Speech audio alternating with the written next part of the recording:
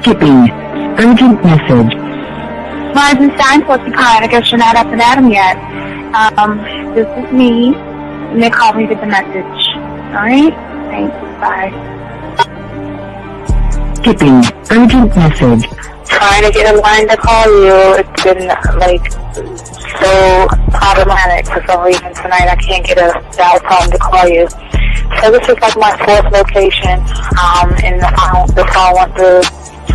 I couldn't talk earlier because it was right there. So if you haven't gone to sleep, call me back. Thanks. Bye. Just wanted to say goodnight anyway. Alright,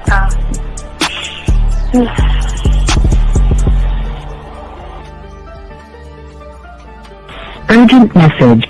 Hi. I hate that your phone keeps rejecting me. You must have a really bad connection.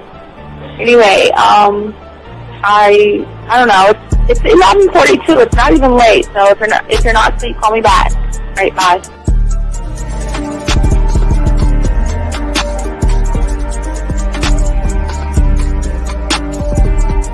Skipping. Urgent message. This is P. Please give me a call when you get this message. It's just not even about being negative right now. It's about sorting out some very serious feelings that I had for you, and not being able to reach out and touch you and talk to you when I think it's necessary, when I deem it, emotionally necessary to talk. Not being able to do those things, I was not ready to subject myself to that type of, and I was not able to endure it. And I think the way you're responding is just making it even worse for me. So I need to talk to you with regards to that, and just, maybe the talk you suppose that we should be having, that needs to take place then, obviously. I don't know. Your reaction to everything is really disappointing. And I need to talk to you. So call me and don't be acting like that towards me. That's probably the situation, how you normally deal with it, but that's just not gonna work. So formulate your thoughts, processing and all that, whatever you need to do, and call me because I want to talk to you. I'm so falling in love, and it's not a good thing because I know that this is ultimately not going to end. It's not going to happen. So I need to talk that through with you. I need to express that to you, okay? And if I haven't said enough already, that's just where I am, so that you know. Bye. To say thank you for letting me have a couple of days to actually think about what freaking happened the other night. Anyway, it was so funny how I had my whole mind made up on, when you leave your ass alone, I just felt like you was trouble. And it's so interesting how vibe is because I was right, I ain't gonna lie, I do have questions. I'm like, how do you do that? Who taught you that? Are you a goddamn professional? So on a real note, that was amazing. It was totally, perfect. If I were to vision what I want my man to be sexually, you would be that person, hands down. Am I mad at you? Hell yeah, because you know that you got those skills. So for you to do that to me, that was not nice at all. Because I was getting to know you in a whole different way, and it was cool too. That other way was also nice, So I don't know. It makes me more curious about who you are and what you're really about. I won't lie, But again, I keep feeling that vibe of how you gonna do me like that? That is not nice. So you definitely, at some point, will have to give me that explanation because I'm just real curious. But that's it. I'm not, in any way needing anything else. I think I'm okay. I'm staying away from you. I'm still gonna stick to that one. But I definitely want to know. I'm dude, are you on TV Robert Frank, and you're listening to the ManMindset.com Dating Help for Men with your host, Steve the Dean Williams. I'm Tyrone, and you're listening to the ManMindset.com Dating Help for Men with your host, Steve Dean Williams. So get on board, long dick style. This is Debo. Steve the Dean Williams, give me your chain, punk. Yeah, sleep with your lights on. I still got the bicycle. Much love, Steve. Do what you do. God bless. Yo, Cupcakes. This is C.T. Fletcher, and you're listening to the Man Mindset Dating Show for Men with your host, Steve the Dean Williams. The following program is rated MAN. It contains real game, learning your value as a man, original ways to have her face in the pillow and her ass up in the air. I'm talking her knees pushed so far back, it's touching her shoulders. Touching her without touching her. Having a woman respecting your every move. Buying you gifts. Cooking and cleaning with a smile. And knowing her place at the table. So, for all you human males, cupcakes, surface dwellers, and grass-eating lions, your discretion is advised. Meaning, if you don't like the truth, then go find a show that helps you cuddle, complain, and cry about women. Just get the fuck out of here. Yo, listen up, young player. Steve's got the remedy. For all your dating questions, the game will set you free. Hey, you wanna know about the game, you wanna be in the know. Yeah, yeah, teaching you life as a man, help you to stick to the code. Yeah, yeah, and we just keeping it real. Pulling these women is really a skill. Know how to talk and know how to move. Leveling up and we help you improve. You got the number, you look like a player, you seeing the success. Hey, closing the deal, that's really major, but what do you do next? Hey, we here to help, no need to worry, little homie, so don't stress. Helping with life, more than tips and giving advice. I know you gon' like. It's time for your elevation. When it come to love and dating, we got the keys. Let's get you rolling. It ain't no need for waiting.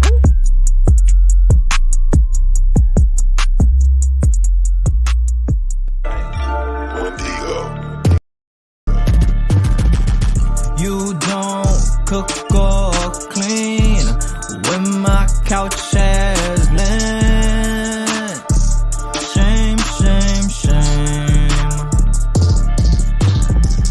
You don't fold my clothes or pay my rent.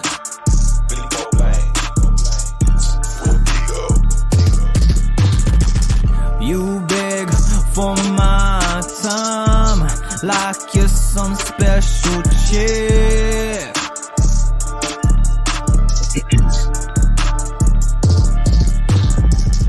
So tell me, why should I give you this dick?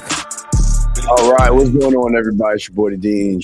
Class in session, gentlemen. We're going to be doing a not too long of a show, guys. We're going to be chopping up today. We're going to be talking about the 10 ways a game is going to change your dating life. Gentlemen, I do want to say a shout out to all you guys out there who have taken the time to like, subscribe, hit the notification button. We want to say thank you to each and every one of you guys out there. Appreciate each and every one of you guys. And the thing about the show is that we spit game off the top of our dome. We're not content creators. I've been doing this for a long time. Gentlemen, it's birthday package, birthday discounts all month long. But also, gentlemen, I want to say, let's get into the show. But before we do that, guys, we say for all you guys out there, if you want to become a student of the game, please go to Hobby Lobby, Walmart, Target, Amazon, or Michael's and get your 100-piece puzzle set. Gentlemen, the only way that you're going to understand the levels of games that we're trying to teach you is by getting something simple like that, driving home, making sure you dump all the pieces on your table, throw the box away, and begin to put the puzzle pieces together yourself. It's one thought, one mind, one way, gentlemen. Also, gentlemen, if you have a question, please, gentlemen, put a Q if you have a question. If you are texting somebody and have a trouble with her, please send a text message or tell us a text message, and we might ask you a few questions. But other than that, guys, if you have a question, please put a Q, or you can call in at 833-859-8744. That is 833-859-8744. Today, we're talking about the success of the game learning game and soaking it all up. So we appreciate all you guys that are in here. Guys got questions, shout out my dogs out here. Let's go ahead and get it the way we do, gentlemen. All right. So let's start right here. So for many of you guys out here, excuse me, for many of you guys out there, we want to dive into a concept that's fascinating for a lot of guys, because a lot of guys are not taught about the game.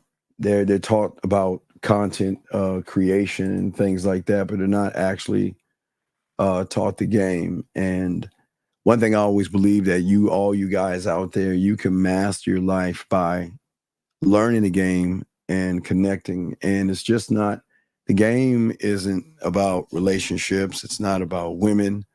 The game flows through all situations, gentlemen. And the game, actually, for those that don't understand it, it helps you with strategy. It helps you understand the importance of every move you make, and also foresight as well.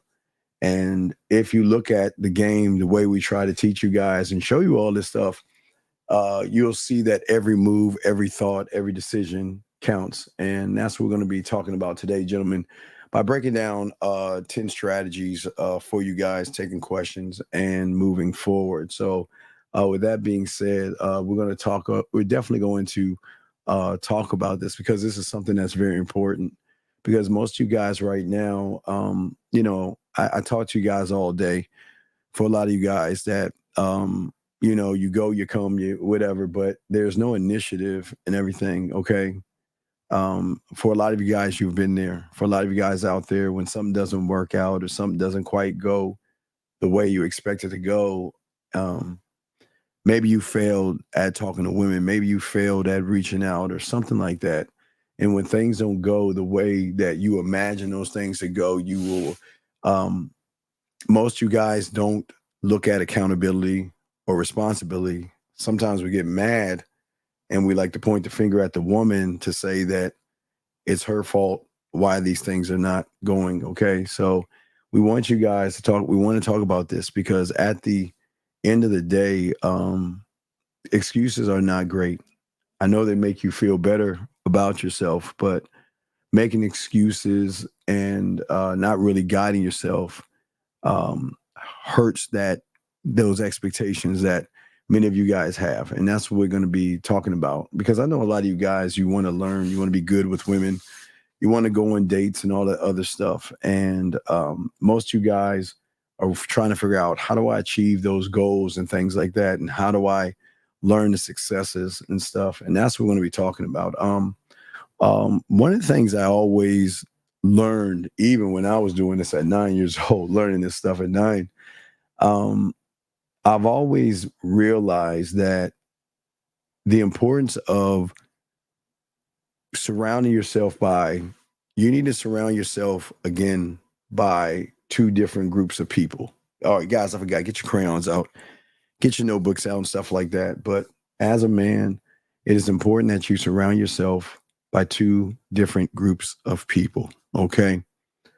First group of people I'll go to second first. The second group of people that you need to surround yourself with are people that can push you and drive you and force you to keep up with the herd, or you'll get left back. And that was one of the things that I was lucky enough to be around. I was around the go-getters. I was around the guys that were ladies, men, and all that other stuff. I've even told you a million times, even stories of how we created, we got the apartment that when you snooze, you lose type things. And, go-getters do what they want to do all the time, but you always want to surround yourself with people that are actually doing something. If you have people right now who are lazy, who are complaining, who are whining, remember, you are a percentage of the people that you actually hang out with. So we want you guys to kind of take a step back and look at, this is number 2. We're talking the first thing. Second thing first is that the people that you surround yourself with, because people can take away things from you. It's hard to talk to, gentlemen, it's hard to talk to people when you have success. When you have success, when things are going right for you with women, when things are going right with you, no matter what's happening, it's hard to talk to people who are lazy, who are very, very negative and things like that. So, gentlemen, you've got to clean your closet out, and you've got to, I know you guys think that you need to keep your friends from elementary school or junior high school and things like that, but you have got to be able to surround yourselves with wolves and grizzlies and sharks and lions. You got to surround yourself and familiarize yourself with those that have game, are gamed up, and get women, because those people actually move totally different. They move in a way. It's going to be amazing for you guys once y'all start to become this or begin to be around people like this. It's going to be cool because it's no longer, hey, let's go out and meet some women. Hey, let's go out and I hear there's going to be some hot women here. Let's go to this place because the women are there. And no, it's just going to be a thing, man. Let's roll. Let's just roll. And then when you roll, you do things. So, it was cool for me, even in high school, learning, we created a thing, and ladies not going to like this much, but I mean, we created football's right around the corner. I mean, we created like drafting. That's where the roster thing came in for us. We would have a certain amount of women on our roster, and if they wasn't in the top 5, we would trade them.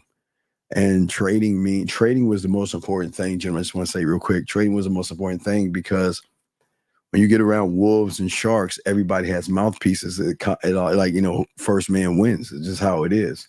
So we used to trade like for supplementals or picks, like, I'll give you my 4 or my 6 and my 8 for a supplemental and your 9 or something like that. So, I mean, it's fun when you do it, guys, but sitting around, being around a bunch of guys who are mad all the time, who are always looking for the next best thing, is not going to help you. Or it's not going to be conducive of you actually growing. So that would be the first thing. The second thing is very important to have surround yourself by your mental cult. I'm the only one that talks about this. This is very important to create your scribe, to create your marketing team, to create your blacksmith, to create your culinary school, to create your studio, your film room, your guide, your compass. That is the one of the most, that's why you said the first thing second, because this is more important. I mean, it's even more important than your friends, because once you create it in a mentality and have that mentality of their job is to do one thing to serve you, it's fine. Hold on one second. Wait, hey, hold on. I didn't say y'all didn't. I didn't say y'all didn't. I'm just talking about the guys. Y'all could trade all you want, but we were doing some things and we were trading. I'm not saying you women didn't. I'm just saying that when you're around the wolves and bears, that we move a little bit different, especially going out to the clubs. Well, at the time in high school, they were teen clubs. We couldn't get into the majors until we got out of high school, but going into those things, it allowed us to move a little bit different. But let's continue, guys. You have a question, please put a Q. Lines are open if you want to call in. Also, one thing we have to learn is another thing we need to learn, gentlemen, is to identify ourselves, and not just the way we move. We must identify and create what I call the key move. Now, I am coming out with something. I'm almost done. It's going to be, I can start talking a little bit more about it. It's about the mouthpiece. No one's ever done this. I'm going to show you what I learned, and I'm going to show you how to use what I learned to be able to create your own mouthpiece and to be able to talk to women for the first time. Because I know everybody here, like Steve, you always say talk to women. What does that mean? What does that look like? And I have something, I'm on third base coming around the home. So it's almost ready. It's been years for me to get all this shit together because I had to kind of make sure I keep it economical and not bombard you. Because, we're talking hours on hours. So I had to make sure I didn't give you too much. So I had to kind of whittle that down and get to the most important stuff. But what I was saying is that what is important is identifying key moves. And Key moves are the way you talk to women. Your bid, key move. Key move is the way that when you're on a date with a woman, what do? See, the beautiful thing about a key move, gentlemen, is that you do not change the key move. We've always told you guys that one of the biggest problems that so many young men have is that because they don't have any key moves, that they move based off the woman that they see. So if they see a different woman, they're always talking different. And when you have game, you don't have to talk different to women, gentlemen. It is actually identifying your actions and creating what is, I got a call right here, is a great routine for yourself, but not for anyone else. 270 with Chanel, they hung up. Okay, anyway, as we were saying before, it's very important that you evaluate the way you see the world, the way you think about the world, and the way you move. It's very important. And these are the things that's going to give you an advantage. Most people, I know y'all thinking strategies and looking for advantages, but the greatest advantage is the man that can know his key move. Most guys just say things to women and they don't know why they're saying those things, or like, I'm just going to say something because I'm trying to build something. I kind of talked to a client earlier today, who thought that he would do and say something to get the woman attracted to him. But I don't think you guys understand attraction. Attraction doesn't come from a pickup line, or attraction doesn't come from trying to say something you think she likes. The attraction comes from how you present yourself to that woman at that moment, or even before that moment. So it's very important, gentlemen, that to begin all these successes is actually look to these key things. And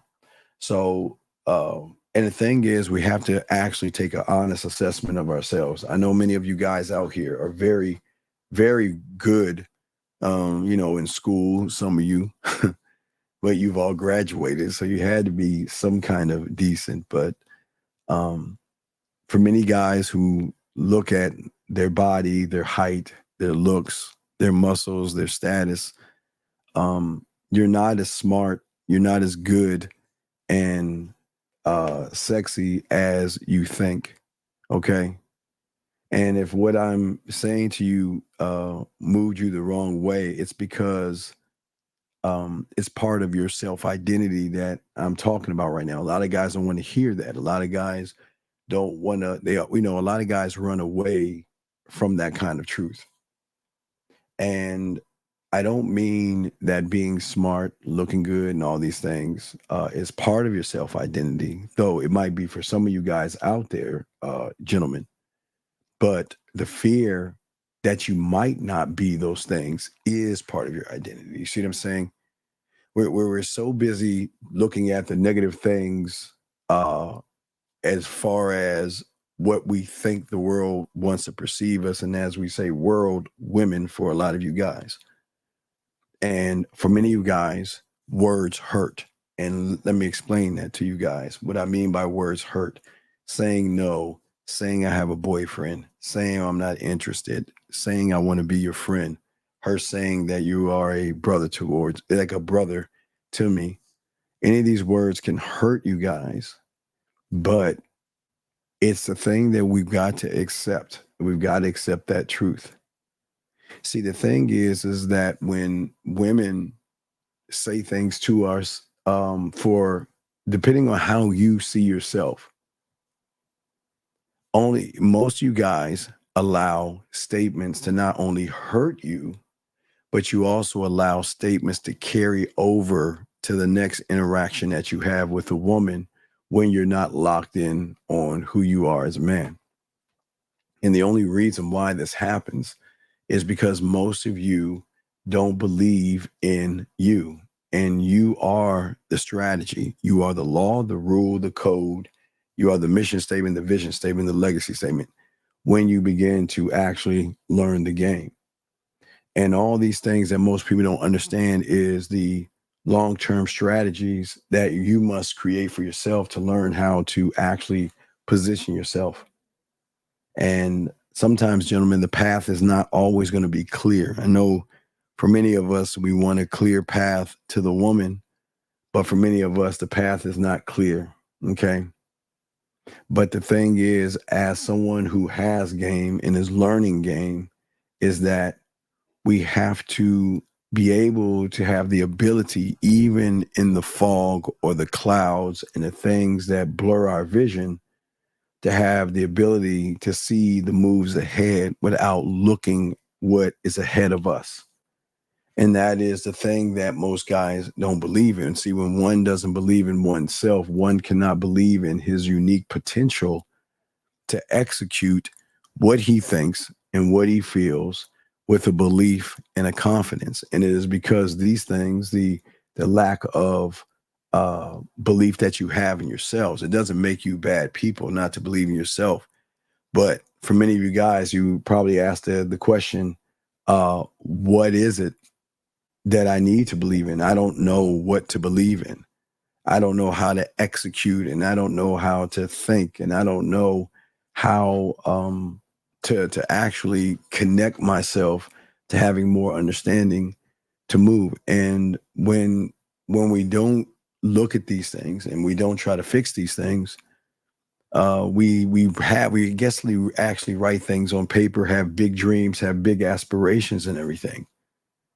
But the reality is that many people don't end up achieving the things that they want to achieve. As we said, for many of you guys, we are, the 8th month, the 9th day of the year, and many of you guys are still the same people. And that goes to show that even though we wanted to achieve a big goal that we have set for ourselves, it's not to say that you're not capable of achieving those things. It's just that because of your limitations that you have for yourself, it will never become a reality for many of you guys out there, because it's not the situation, it's not the woman that gets in your own way, gentlemen. It is actually you that get in your own way. And you get in your own way by the excuses that you constantly make. You know, I ask a lot of you guys, what are y'all doing tonight? Most people are going to say, I don't know. Most people should say, well, you know what? I'm going out. I'm going to a bar near the college town. I'm going to a club near the college town so I can meet women. Okay. But for many of you guys out there, y'all hold on to issues and you hold on to problems as if holding on to something negative is positive. And the thing that is crazy that most guys don't understand is that the things that you hold on to that are negative give you comfort, because you know the negative, you know what you are. And from the moment that many of you have been born, the thing about life is always consistently test you, okay?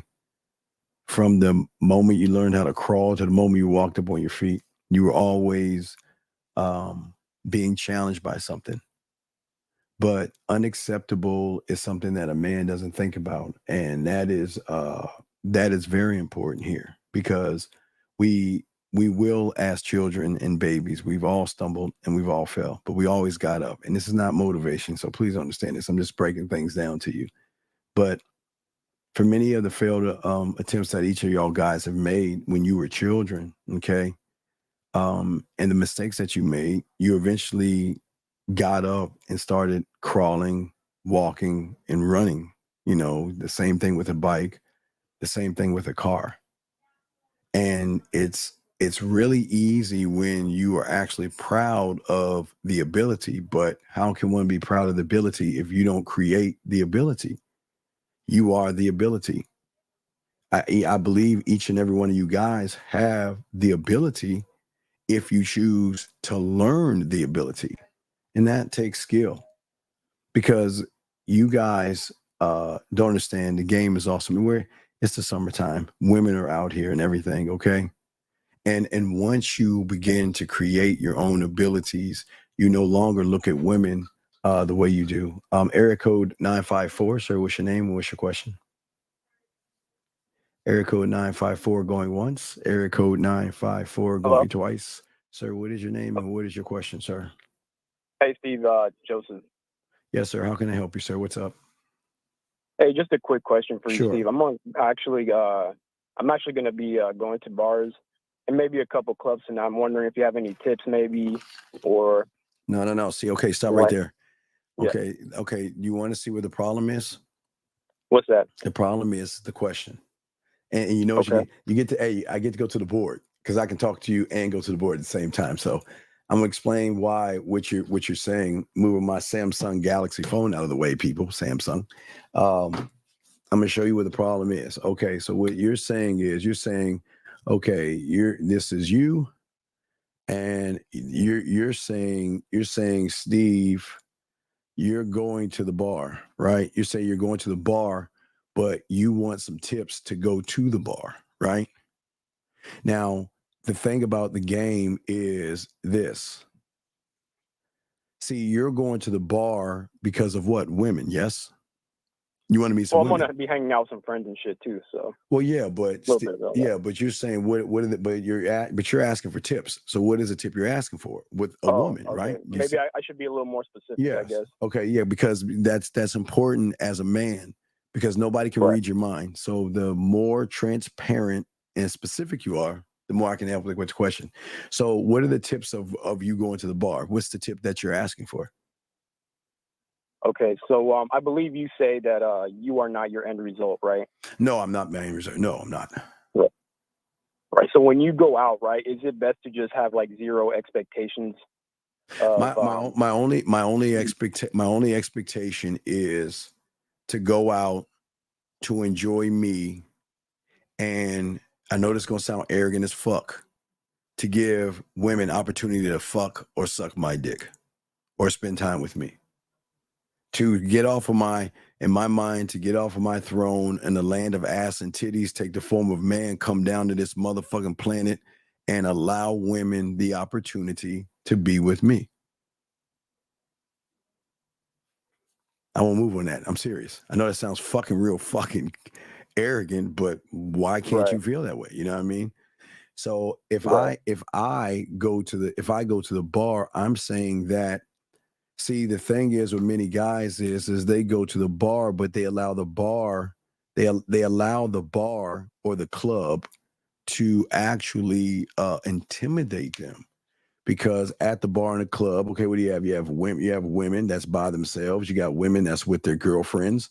You have women that's with guys. And some of these guys are just their guy friends. So many people, again, this is why it's important to know exactly what it is you want to do and how you want to do it, versus putting a lot of pressure on yourself. I'm saying that you're saying any tips, like give me a scenario in which you need a tip in. Let me see. That's a good question. Well, I try to ask a few of them. Right. Yeah. Right. Okay, so maybe there's like a group of women like at the bar or at a club, and they're all right. So maybe dancing in the corner or something. Okay, stop right there. How would you interject yourself into the situation? Remember the beautiful thing about this show is not telling you what to do. I'm teaching you how to think for yourself. So let's say you're brushing your teeth or you're taking a shower and you have that thought in your head. Well, when I go to the bar, there's going to be a bunch of women at the club. What do I do? Now let's break that down. What do you think you should do? Just go over and talk to them, I guess. No, absolutely not. Okay, here's the question. Who's the alpha female? Who's running the pack?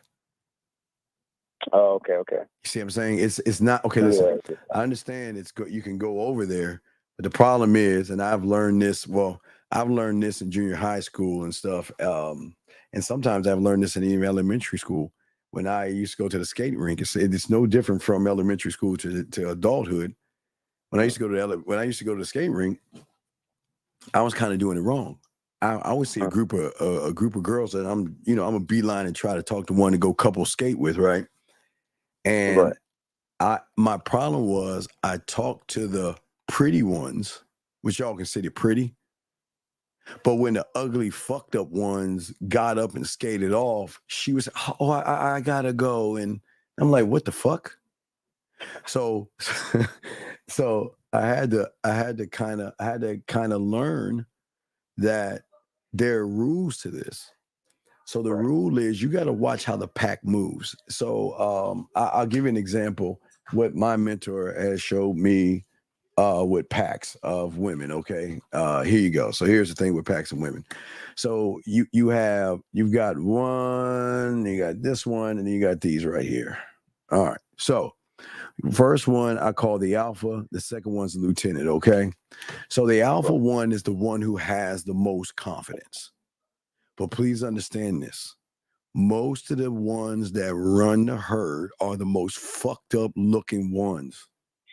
Yeah. Seriously, they're all fucked up. Yeah, they're just fucked up. I mean, they just okay. The ones you want are here. These are the ones. See, the pretty ones have the most insecurities, but the big ones are the ugly ones are always putting them down. Yeah, it's crazy because everybody always wants to know, when I go to a club and I try to talk to this girl, somebody gets up and then she's got to go. I'm like, what the fuck is happening? See? Because you didn't do the one thing that I heard to learn to do, and that is pay homage to the alpha. She's the head of it. She's like the boss of the group. Now, the lieutenant who is next to the alpha is the one that's about to start her own pack. Now, what she does is she places the alpha female in the best position.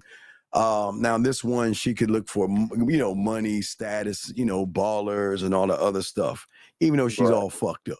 She's just a fucked up one. But what you got to do is you've got to go up to the one that you ain't trying to fuck with, because she thinks, even though she's the fucked up one and the ones that you like her back here, she thinks she's running shit. Well, she is running shit. But if you don't pay her homage, she's going to find that as disrespect. They're going to get up, walk away, and then everybody's seen it. Everybody's seen it. It's like, he's like, wait a second. I'm going to try to go, hey, what's going on? Wait, why are they leaving? What happened? What happened? She's like, oh, I got to go. Right. What happens is when you go to the pack, that's why you got to watch how they move first. And it doesn't matter if it's 5 women, 2 women, it's got to be more than one. There's always going to be one running. There's always going to be a leader and followers. And it doesn't mean because they're pretty, they're leading. It's just that the pretty ones are always the insecure ones. And it's always the ugly ones. It's always been beaten down. The pretty ones. It's like the same thing. And it's always been like that in school and all this other stuff. You see what I'm saying? The last time I went skating was 1981 or 82, I think. But damn. Yeah, I know I'm only fuck anyway. But what I'm saying, I'll just answer the question. But what I'm saying is that what you got to do is when you go up to the group of women, when you know the alpha, you got to speak to her first. You got to, hey, ladies. And when you introduce yourself, you got to look at her and introduce yourself, because she is the gateway to getting in, to talking to those women. Because as long as she's standing still, you can make your move over to the ones you want to talk to, and then divide and conquer, move from the herd, just pull her away just a little bit, but don't take too long. Too many guys out here go right in at the beautiful ones and say, man, fuck that mud duck. Hey girl, what's going on with you? Then the mud duck starts walking away, and then everybody's, wait, what the fuck happened? So, okay, so now we got that locked in. Okay, so now you know the rules of the women. So what's the next thing you want to do? So next thing you want to do, you tell me. So now you're saying, okay, now that you know how to go up to the group of women and you introduce yourself to all the women, right?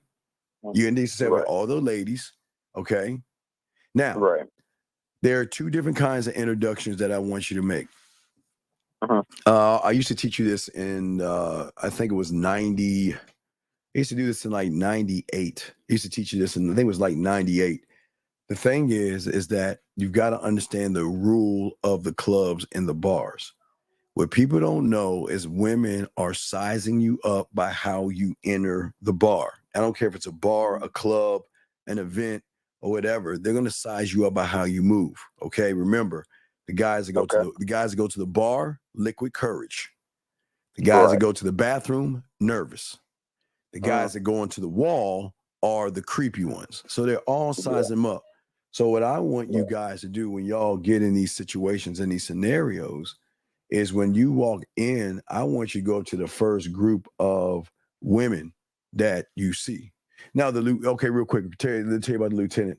The lieutenant is the one that is always finding the best place for the alpha female to show herself. So if y'all watch people move around, most lieutenants are gonna keep her close to the bar, close to the DJ, and probably close to the dance floor. That's how you can tell. What she's doing is she's learning from her, but at the same time, she's positioning her to be seen and trying to cover up all the pretty women. Because the thing about the ugly ones, they always hold the pretty girls down. It's always been like that. But anyway, so but you got to do that. You got to actually talk to women. And then when you go see those ladies, you go up to them. Now, again, let me ask you a question. Let's take away the group of women. Let's say it's 2 women and 3 guys. What's the move and what's the plan? Okay. So there's 2 guys and how many? No, there's 3 guys and 2 women. So there's 3 guys. Okay. So there's 3 guys so and 2 3. women. So hey, Okay. 3. Let's call it 3 cock blockers 3 cock blockers. and 2 women and a partridge in a pear tree. So what do we do? What's the move? All right. So Because you got to be prepared. You got to be prepared. What I'm showing you is you got to be prepared for everything. But go ahead. I'm listening. Yeah. Okay. So you would probably have to try to maybe like introduce yourself to one of the guys. Yes. Yeah, try to probably talk to one of the guys, right? I would think. Well, yeah, right, and this is part of the game. So what I would do, okay, so the rule of the vampire still holds, the invite is still holding. Now, again, this is nothing homosexual. This is just to get the invite. Now, remember, the 2 women that are hanging out with the 3 guys, they trust the guys that they're with. Now, those 3 guys, 2 of them are trying to fuck these women. They just can't. They just hanging out with them, doing everything they can, and they're blocking off any other guy that comes around. Okay, so let me show you. And I get the okay. So let's say they're 3 guys. All right, so you got 3 guys, and those are cock blockers, and you got 2 women. Okay, all right. So these guys are blocking off any guy. So what happens where a lot of guys go wrong, a lot of guys go beeline to the women, and then the cock blocker is gonna stop them. I'm sorry, man. She's dating somebody, or they'll grab her hand. Let's go. And listen, they're not dating them. They're just protecting them. These are women want to go out and have a good time, but they also want to feel secure. So what they'll do is they'll use suckers to go out to the club with them to make them feel good just for being out with them. And these guys will actually follow them. Okay. So I want you to understand. So let's say, let me show you this. Let's just do it like this. Hold on, watch this, guys. So let's say woman A and woman B. All right. So this guy is trying to fuck woman A.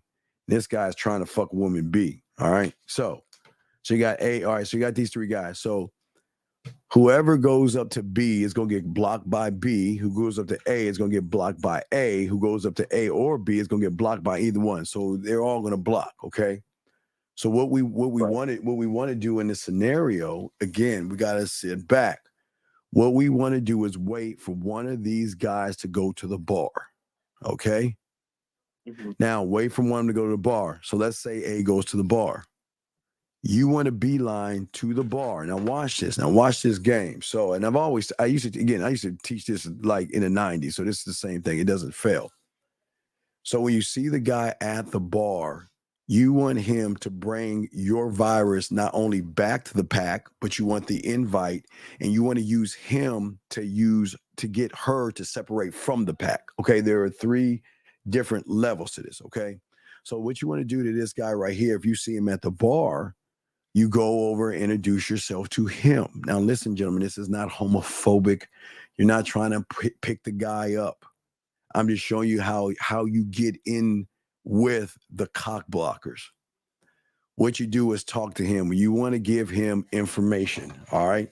You want to lay him information. You want to talk about how the club is hidden. You want to talk about the women, and then you want to talk about the women the women that you've already targeted, or the women that you're messing with. That's your virus. You want to talk to him, hey, what's up, man? Oh man, dog, this, the club is hot, man. I just got done talking to this woman, and I'm gonna go talk to that woman. So you're layering your virus onto A, all right, your virus, right? But also what you're gonna do is say, you know what, hey, bartender, hey, look, man, what you drinking? Oh, You drinking a beer? Now remember, trust me, guys, it's a light investment. So, you know what? You're drinking a beer. Hey, bartender, get my guy whatever he wants to drink. Hey, and let's say his name is David. Hey, David. Hey, David. Hey, man, it's nice meeting you. And if I see you around, I'll make sure I say hi. See what I'm saying? And then you just leave. And you just leave. You ain't picking him up. You just leave.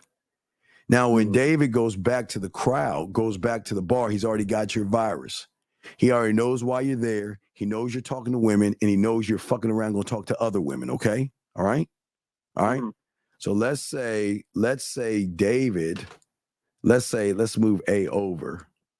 Let's say that's David, and let's move this to A. I'm going to show you how the club works. It's very easy. People don't even see how the game works in the club. So David comes back to the club with your virus. All right. So they're all hanging out. Now, what you do now with the club, if any of y'all know Club 101, I always tell you is to break the club up into 4 sections. Hold on, let me bring this back a little bit. So if any of you guys work the club, I always tell you to go into 4 sections. 1, 2, 3, and 4. Okay. Let's say David and everybody's here. Okay, in section number 4, right? You probably met him in the middle at the bar. Okay. Now what you do is you work your way around back to him. Now remember, you're not picking him up, but he is the one that's going to end. He's going to give you the invite in because he trusts you. He thinks you're a cool guy. I mean, he's a cool guy, man. He was nice to me. We talked a little bit. We laughed a little bit. The motherfucker got me my own drink and floated off. Man, that's a cool guy, right? So when you come back around and you see David, what's David going to do? Because this is how people are even as adults. When they figure somebody is cool to them, they want to be the ones to be able to introduce the cool people to everybody else to say, hey, I know a cool guy, right? So you're coming around the bar, David sees you, he's like, oh shit, hey, come on, hey man, hey guys, it's what's your number? 916, whatever. Hey, whatever your number is. I think it was 946. 954. Or 954. He's gonna say, hey, 954, come over here. I want you to meet my friends, right? I want you to meet my friends. Hey, 954, this is A, this is B, this is this chick and that chick. Now you're already in the group, okay? You're already in. Now, this is where everything is going to work for you. Because once you're in, the 2 women are going to trust. Remember, the women are going to trust the judgment of the security. If David says you're cool, then hey, you're cool. All right. You know what I mean? But let's just say hypothetically, right? Dave is actually fucking one of them chicks. Well, the thing you'll notice, and that's why you got to see if Dave is smashing one of these chicks, you'll know how his mannerisms are. He's going to handcuff, he's going to helicopter, he's going to bring her in to show everybody like Peacock, like this is my girl and all this other stuff. You know what I mean? So you'll know. You listen, if there are 3 guys and 2 women, one of them motherfuckers ain't fucking with him. If all, okay, if all. But once you come in at this point, now you talk to the A or to the B, right? So let's say you talk to the woman as B. You put your bid in, tell her what's up, give her your number, and say, all right, David, I'm out. I'll see you later, right? Now, B is going to get mad at David because B has been the B guy. He's been trying to fuck that chick for months now. And then he's going to get mad at Dave. Dave, what the fuck you doing, dude? Why would you bring him over here? You know what I mean? He's going to get all fucking sensitive. Man, what the fuck, man? You know I've been trying to fuck. You know I've been trying to give Jill my cock for like fucking 5 months, man. What the fuck are you doing? You know, he's going to get mad, right? He's going to get mad, right? So watch how this works. David has got to save face because that's his boy, right? So David's like, hey, no, man. I got you, man. I got you. Let me go talk to old B here, all right? So David's gonna go over to B girl and guess what? Push the virus. Hey, you know that guy 954 that was coming in there? Yeah, he's a cool guy, but let me tell you about him. Hey, he's out there talking to women, and he's one of those players, and you got to be careful about him because not only is he talking to women, but he's going out and probably talking to women right now. What you think she's gonna do? You know what, man? I can't believe that motherfucker. Now, some are going to do this. Some are going to leave you alone, but some are going to give you a piece of their mind. So what do you think B is going to do? B is going to go looking for you. So B is going to leave the whole crowd. So you want B to leave because she's pissed. Because she's like, oh man, I thought you were interested in me type shit, but you just here just to get some pussy or something. So she wants to give you like a piece of her mind. You see what I'm saying? So what I'm saying is that that's how you work that. Okay, so we got the group of women, we've got the guys and the women, right? So now, what is your sound checked club and bar that you go to? That's the next question. Okay. And right, you have to tell me what it is, but I'm saying, let me tell you why y'all don't have this. So one thing I always used to tell you when I was hunting, especially when I got back from Germany and I moved to Houston, I started hunting, but again, I learned the game. So every time I went to the bar, I would always have $60 with me. Why did I have $60 with me? Like $60 in general, or like 60, in cash? $60. Investing $60. Why would I have that? Just for drinks or whatever else? No, I don't drink. So no. It's position. Okay. Remember, everything in the game is position. I'm trying to knock two birds out with one stone.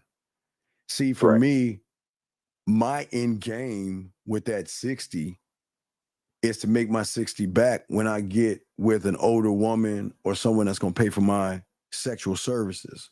But in order for me to get to that point, I've got to look for the players of the game that's going to give me access to the thing I'm trying to get access to. So I see the bouncer.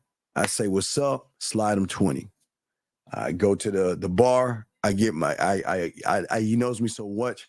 My bitch ass drink. What is it? Orange juice, pineapple, and Sprite. I don't drink, so that's my bitch ass drink. But guess what I give him? Tip him a 20.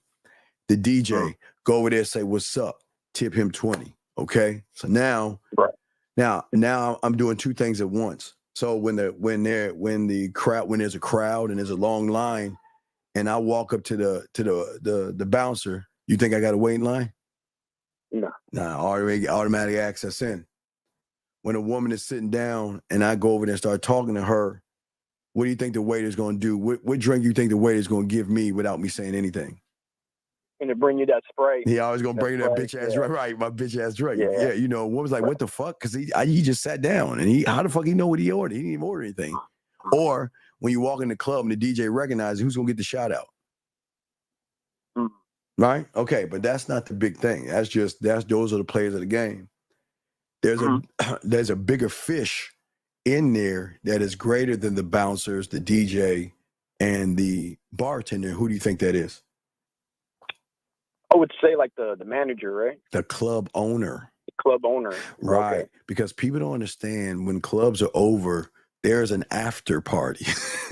People think that, when the club is ending around 2:00, everybody goes home. And go to that house on the hill where all these rich 1%ers where a lot of shit goes down, orgies, drinking, drugs. I've got to mention that it's in there. But what I'm saying is I'm trying to get access to him. But one thing I know is that the club owner, because he's kind of nerdy, he's always trying to hang out with what he considers the cool guy, the bouncer, the bartender, the DJ. And most times on Saturdays, they get a chance to go play basketball or shoot hoops or something, some kind of activity where he wants to connect with his employees type thing, right? Right. That's where I want to get into.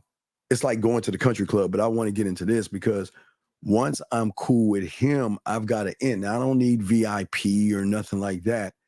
I want access to the 1%ers that are willing to spend money.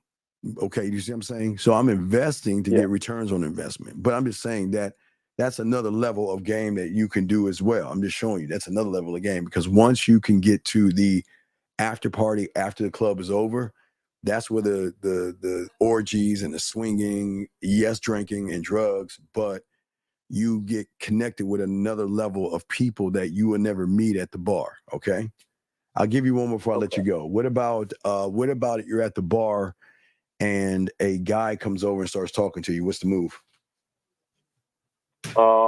What do you mean by that? Like just some random guy just just some random guy just start now. We're not talking the homosexual. All right. I was just making We're sure. saying, All right. No. I'm not saying I don't mean pick you up.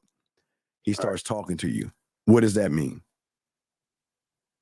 I have no idea. Just like talking to me out of nowhere. Yeah, out of nowhere. Okay. So let me explain how swinging goes. Rich couples come to our neighborhoods because that's where the hip clubs and stuff are at. Like people have money, like they don't have clubs and like bars like that where you have 1%ers. Like we're rich, like we're talking 6-figure, motherfuckers who have money where there's no bus lines, where you have to go through a gate to get in. Now they will come into your area right now. So wife and husband, okay, wife sees you and says, you know what? I think I want to take him home. I mean, that's the guy I want to, like a cuckold situation, right? Yeah. But he's got to vet you first. That's the first vetting process. So if someone's talking to you and says, hey, why don't you come over here, have some drinks with me and my woman, right? So then you got to go, then you go over there. Then the next vetting process, level 2, is the two of them talking to you at the same time.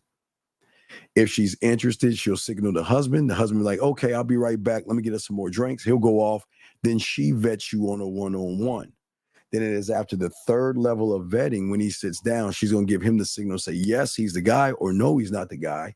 But yes, if you are the guy, they're going to say, hey, we got a room upstairs. We got a room around the corner, or let's get out of here and go back. So that could be a cuckold situation. Now, that too can get you into the gigolo lifestyle, the orgies, threesomes, and things like that. So there are so many things going on at the bars and clubs that people don't see, because all they do is they just walk in and just seeing people dancing and moving. So there's millions of things happening there. You just got to make sure. So now you see all that. I'm just giving you a few things, but now you go and talk to a woman. The question is, what do you want to say? What do you want to do? You know what I mean?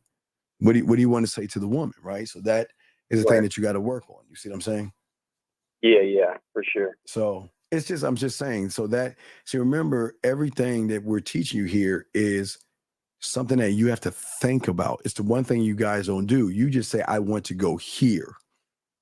But why do you want to go there? And when you get there, what are you going to do when you get there? How are you going to move? Who are you going to talk to? Why are you going to talk to them? Where are you going to sit at? Where are you going to post up at? Where's the hot spot to go and things like that? These are all the things, but you can't take losers with you. And if you go to the club with any of your loser ass friends, make sure you drive by yourself.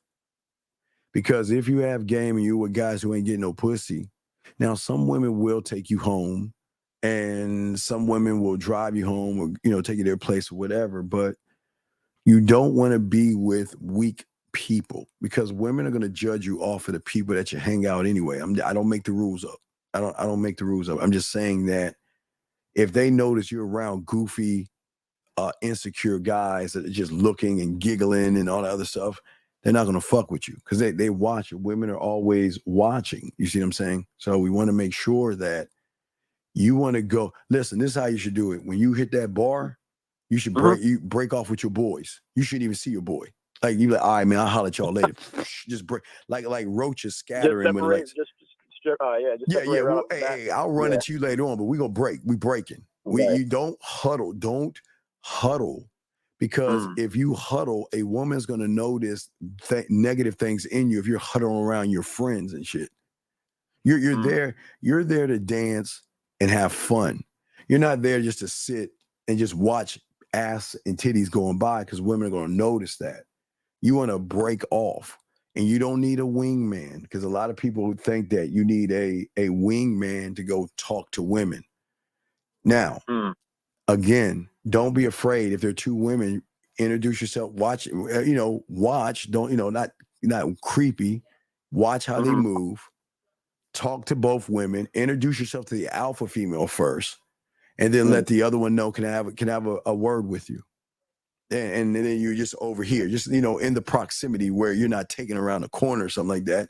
But let me just have a quick word with you, and then say what you need to say and go and keep moving. Okay. Where most guys go wrong is they try to talk to both women.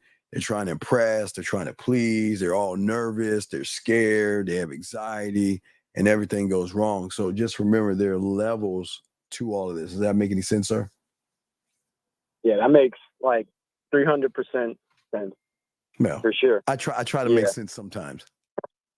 Yeah. No, you definitely gave me some insight because, like, I want to handle this a little bit more strategically now, you know? Yeah, so. well, you got it. So now when you go to the club, listen, the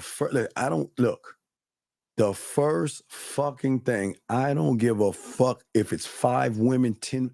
You go to that, as soon as you get in the venue, walk over to those women. Hey, ladies, how you doing?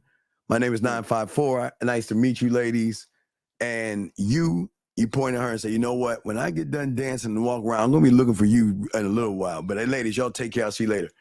Women are not going to know what you're talking about, but you're going to get separated because you'll probably be one of the only guys talking to women. Most guys just go in a club and get in and cuddle up with other guys, go to the bathroom or get a drink. Women are sizing you up by how you move there. From the moment you walk in, they notice you, and then they'll stop noticing you when you do the same thing that everybody else does. Okay? Yeah, definitely. Yeah. Okay. All right. So just remember that, okay, buddy? But you got this, though. I mean, you got this. Just remember, you just got to ask yourself the questions that I asked you early on, and you'll be fine. Okay, big dog?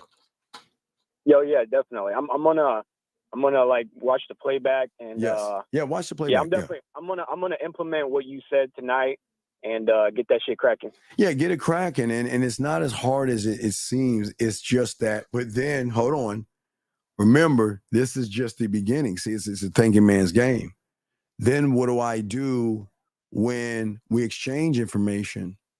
Then what do I do? How do I lead her from that point of exchanging information to setting things up? So remember, I'm just giving you one point, but it's point after point that you have to have locked down. But the thing is, I always tell all you guys, I want you to be the letter A or the number 1. Never change what you do for somebody. That's your greatest mistake. That means you're allowing that person to have more power over you. Always do everything you do the exact same way. You don't have to adjust you. They are going to have to adjust themselves to you when you have game. Does that make any sense? Yeah, definitely. It's like you said, right? Like you don't change who you are. Or No, like how fuck, you move no. I'm having fun. Yeah, I don't care if this is a bar mitzvah or a wedding, whatever. You go in there and you start talking to those women and work the room. So you want to slice that room into 4 sections. That's all you want to do. And I'm going to hang out in this section over here and talk to these women. And move over to this section over here. Move to that section over there, and just work the room. Don't stay still. Have fun. With some women on the dance floor, have fun, but don't get caught up in the highway, and don't get caught up just staring at women on the dance floor being creepy. And the highway is one thing you got to move off of. If you're gonna get on the highway, I call it the club highway. If you're gonna get on the club highway, get on and then get off. But I know you're probably saying, wait, what's the club highway?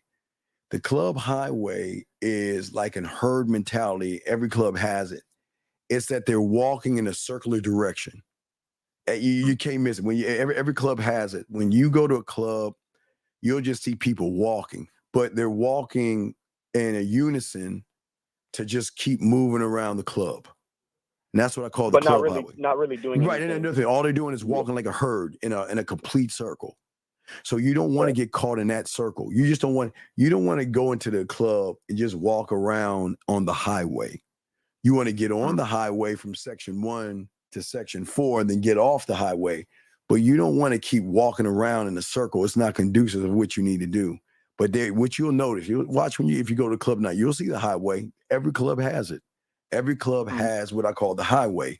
People just walking in a circle for no fucking reason. Now, some will get off, but most of them, they're just walking. And it's mostly guys just walking and walking in a circle in that damn club, okay? So just make sure you look out for that, okay?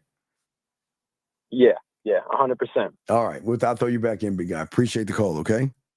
Hey, I appreciate the game, Steve. Thank you. And let us know how it goes, okay? I think I'll be doing something tomorrow night. So let me know how that goes tomorrow night, okay? Yeah, I got a busy night, so I'm definitely gonna watch the playback. All right, respect. All right. I'll throw you back in, man. Great call. Thank you. All right, great call. All right, guys, lines are open. Let me grab this call quick. Area code 469. What's your name, sir? And what's your question? Area code 469 going once. Area code 469 going twice. Yes, sir. What is your name, sir? And what is your question? Hi, Steve. Let me pause your video real quick. Sorry. Hey, long-time listener, Okay, sir. first-time caller. I appreciate it. What's your My name? name is John. Okay, John. John, what's your question? How can I help you? Yes, sir. So I just got out of a long-time relationship. I'm a 21-year-old man. Was dating a girl for about 2 years and find myself newly single. So I guess my question for you is, how do I fully commit total nigger death? Well, the way you got to do it, John, and it's really, really easy and really simple, is you got to realize that your father failed you, buddy. Your father failed you, and Right. I'm sorry. So I'm why sorry. are you a I'm nigger? sorry. Your father. Oh, what are you saying? I'm sorry. The woman. He's a cupcake. Right. He He's is. nothing but a cupcake. Cupcake. So anyway, thank you, girl. I love how you feel. I know, girl. Yes, yes, and that's what's so great about this show. I'm sorry, girl. Thank you, girl. So, gentlemen, y'all have to understand that listen, everybody is not going to want you to be successful, and it's okay. There's a lot of people out here that are going to hate you for the color of your skin, gentlemen. There's a lot of people that are going to hate you for what you're learning today. So we just keep it moving, guys. It's okay. It's fine. We don't need to get mad. We don't need to get upset. Okay, that's just what the world is about. It's all good. But anyway, let us keep going and keep moving forward. Again, we can't listen. Don't give them power. Let them do what they want to do. He's already lost power, so it's all good. Anyway, as I was saying, for all you guys out there, got a question, please call and we got you covered. But anyway, as I was saying, for many of you guys out there, that the world is always going to gentlemen, consistently test who you are. Okay. And the thing is, gentlemen, when it comes to problems, when it comes to challenges that each and every one of you face, is that you have got everything is learned, gentlemen. And that's the thing that we always want to say to all you guys. Everything out here is learned. We want, gentlemen, you guys, okay, you learned how to talk. You learned how to write. You learned how to drive. You learned how to ride a bicycle, but for some reason, when it comes to learning you, now watch, listen to what I'm saying. You learn certain things, but you didn't grow certain things. I think this is Chicago. 773, what's your name? What's your question, sir? What's up? George, what's going on, Steve? What's going on, George? What's up? Real quick, I was trying to hit you on the back end because I was trying to grasp a couple things. So, could you check your Gmail or PayPal? I will after the show. I will after the show, sir. I will. Yes. I appreciate that. Did you have a question, nobody? No, I don't got no question right now. I'm just trying to grab some stuff. Okay, I got you. And you need to play. You need to bring old girl out a little more, man. What old girl? That's all. Oh yeah, my singer. Yeah. I appreciate that. All yeah. right, I Thank appreciate you, it, Steve. All right, respect to you. Respect. All right, guys. Yeah, appreciate that. But let us continue. Thank you, guys. Lines are open if you want to call in. I got a question. Please, gentlemen, put a Q. Oh wait, I think there is a question here. Let me grab the question real quick before we continue. How would I know which is the alpha, which one looks the most confident looking at a woman? Bill, you're not listening. Bill, I just explained that shit. Most of the women, now not all, but most of them, you got to watch how they move, dog. It's all watching, dog. You just got to sit and move, okay? All right, Martin has a question. Excuse me, MW has a question. All the women that I encounter who are attractive, I see at the gym, what is the best way going about talking to them without spoiling the chance with us in there? Well, Martin, you're new here, so I welcome you with open arms and welcome you to the thing. What I want you to do is leave those women alone at the gym. Don't talk to them. Leave them alone. There are many women that look good that are outside of the gym. Do not talk to women at the gym. Go to the gym to do what it is you're supposed to do. Anything outside of that is disingenuous, dirty macking, and tricking your money. So don't talk to women at the gym, sir. Please find it in your heart to actually leave them alone and allow them to just work out, okay? But I appreciate the question, sir. Anyway, got a question for the queue, guys. I got y'all covered. All right, so listen to what I was saying to y'all guys out here. For many of you guys out there, as I said before, listen to what I'm saying. You learned how to write. That's an I do. You learned how to interact. That's an I do. Riding a bike, learning how to drive. You learn how to brush your teeth. You learn how to tie your shoes. All you've been doing all your life is learning things outside of yourself, but never, ever taking the time to learn who you are. You see what I'm saying?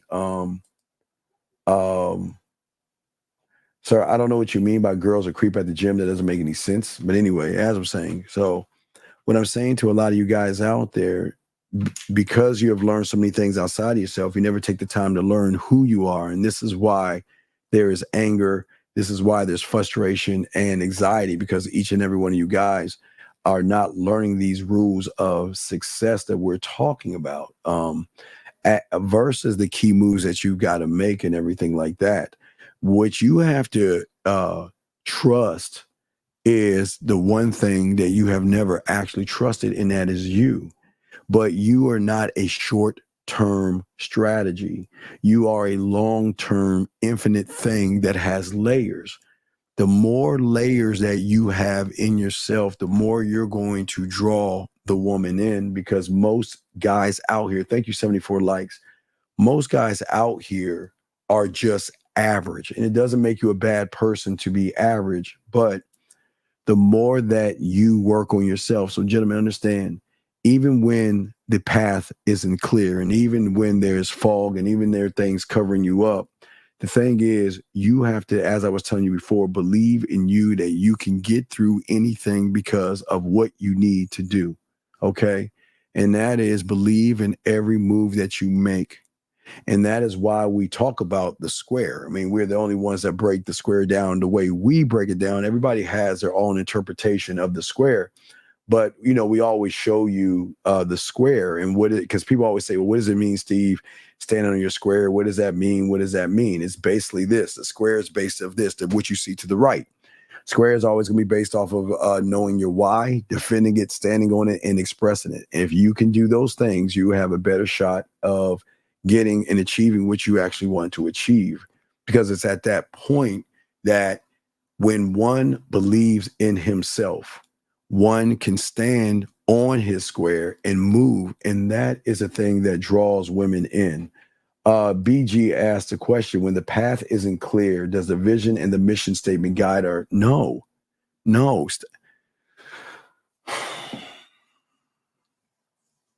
Sir, you guide yourself, buddy. It's not, sir, no. It's you guide yourself, sir. It's not visions and missions. Okay, BG, I'm gonna show you why you're just putting it on paper and you're just saying shit.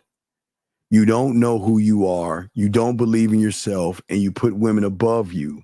So what does the statement matter if all you do is worship women, sir? I'm just asking. It's no knock on you, okay?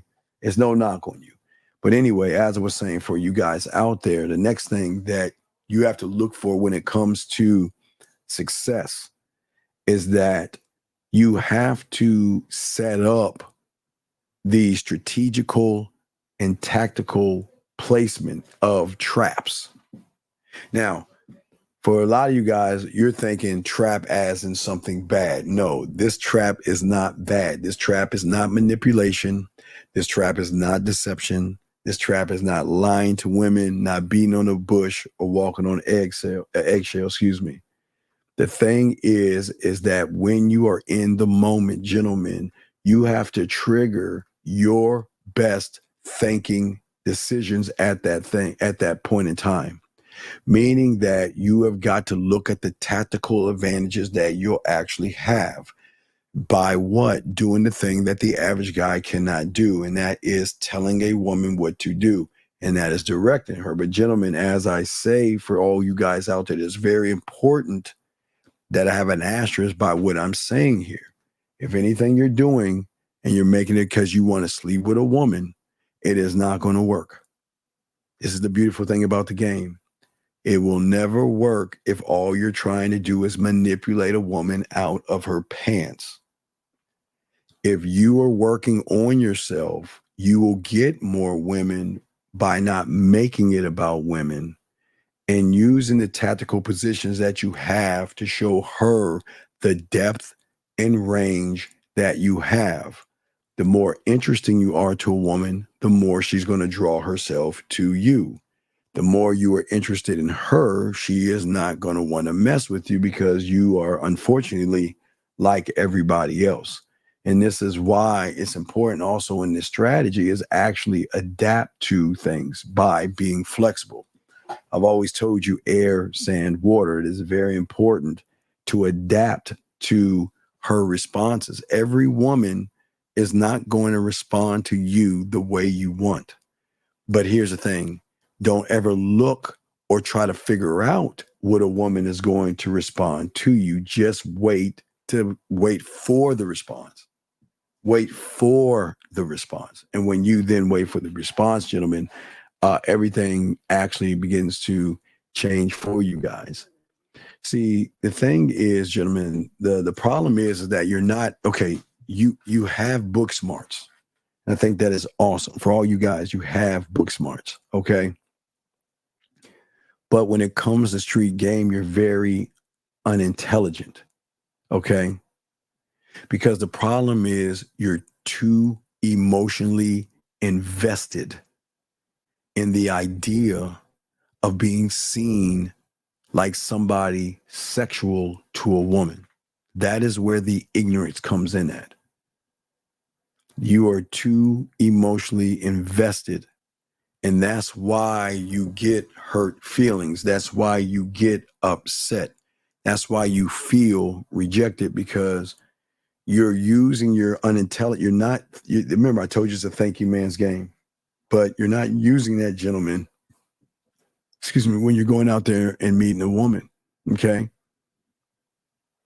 See, the thing is, and this is why the mind is always the enemy, because it is your mind that is going to create everything you believe yourself to be.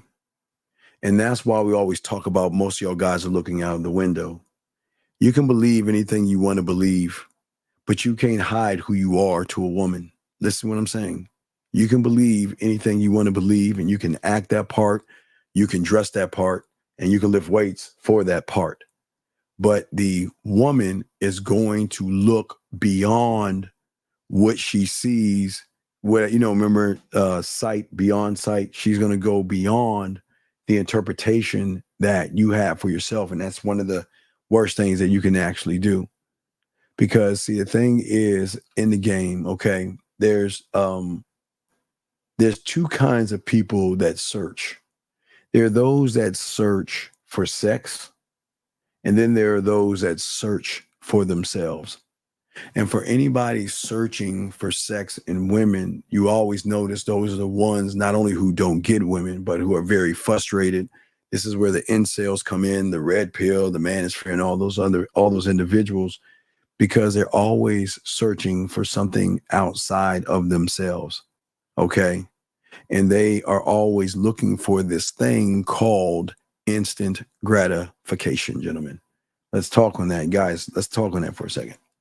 So again, I don't want to give you my poor me story. I had to go up the hill both ways to get to school and everything. But what was so great about our time before the internet is that there was no instant gratification. You guys can go on your, okay, so if you look at your shitty ass iPhones, because I know y'all don't have the Galaxy, the Samsung Galaxy. But what I'm saying to y'all guys, if you look at that shitty iPhone is a camera, a video camera, a library. It is a menu for food. It's a map. It's everything in the palm of your hand. You got all the power in your hand. So if you want to know how to go somewhere, you hit a button, instant gratification.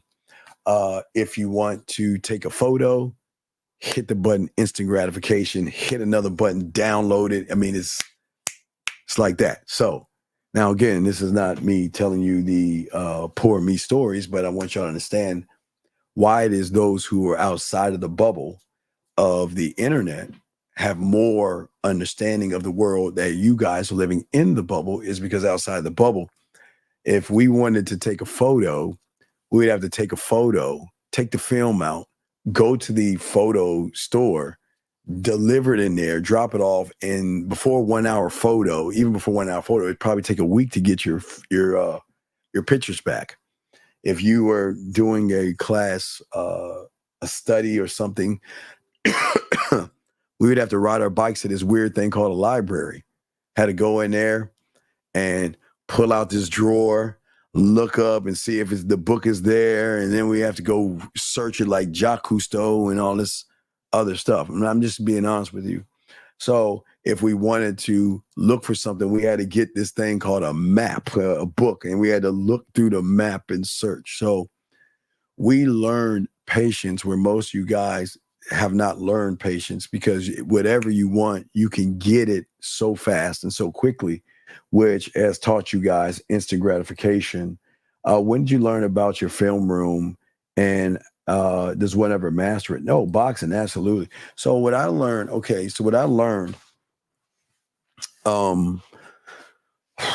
guess it was around 10 or 11. I learned that the only way that I can make and evolve is to actually take a moment every day to go over my day, to think about what I did right versus what I did wrong. So then, just like the film room, I just studied me. That's it. I didn't study the woman and the interaction. I only studied what I was doing. I never studied what the woman was doing. I just studied me. But I would see where I need to make the adjustments. As I told you before, once you lock the film room down, it's not the I always tell you, the thing that doesn't bother me is not the ones that say no. The ones that bother me are the ones that say yes. The no's, I don't, the no's are like, learning experiences. But when they say yes, I'm really fucking pissed, because I'm like, damn, dude, I could have done it better. Like, if it took me 10 moves to get her, why the fuck couldn't I do that in 7? You know what I mean? That's how the film was going to show you. It's not, you go up to a woman, you start talking to her, she says, I'm not interested. You don't even think about that. But you go up to a woman, you start talking to her, she's like, oh, yeah, I'd love to go out with you. Let me get your numbers, da-da-da-da-da. And you walk away and you're like, man, motherfuck.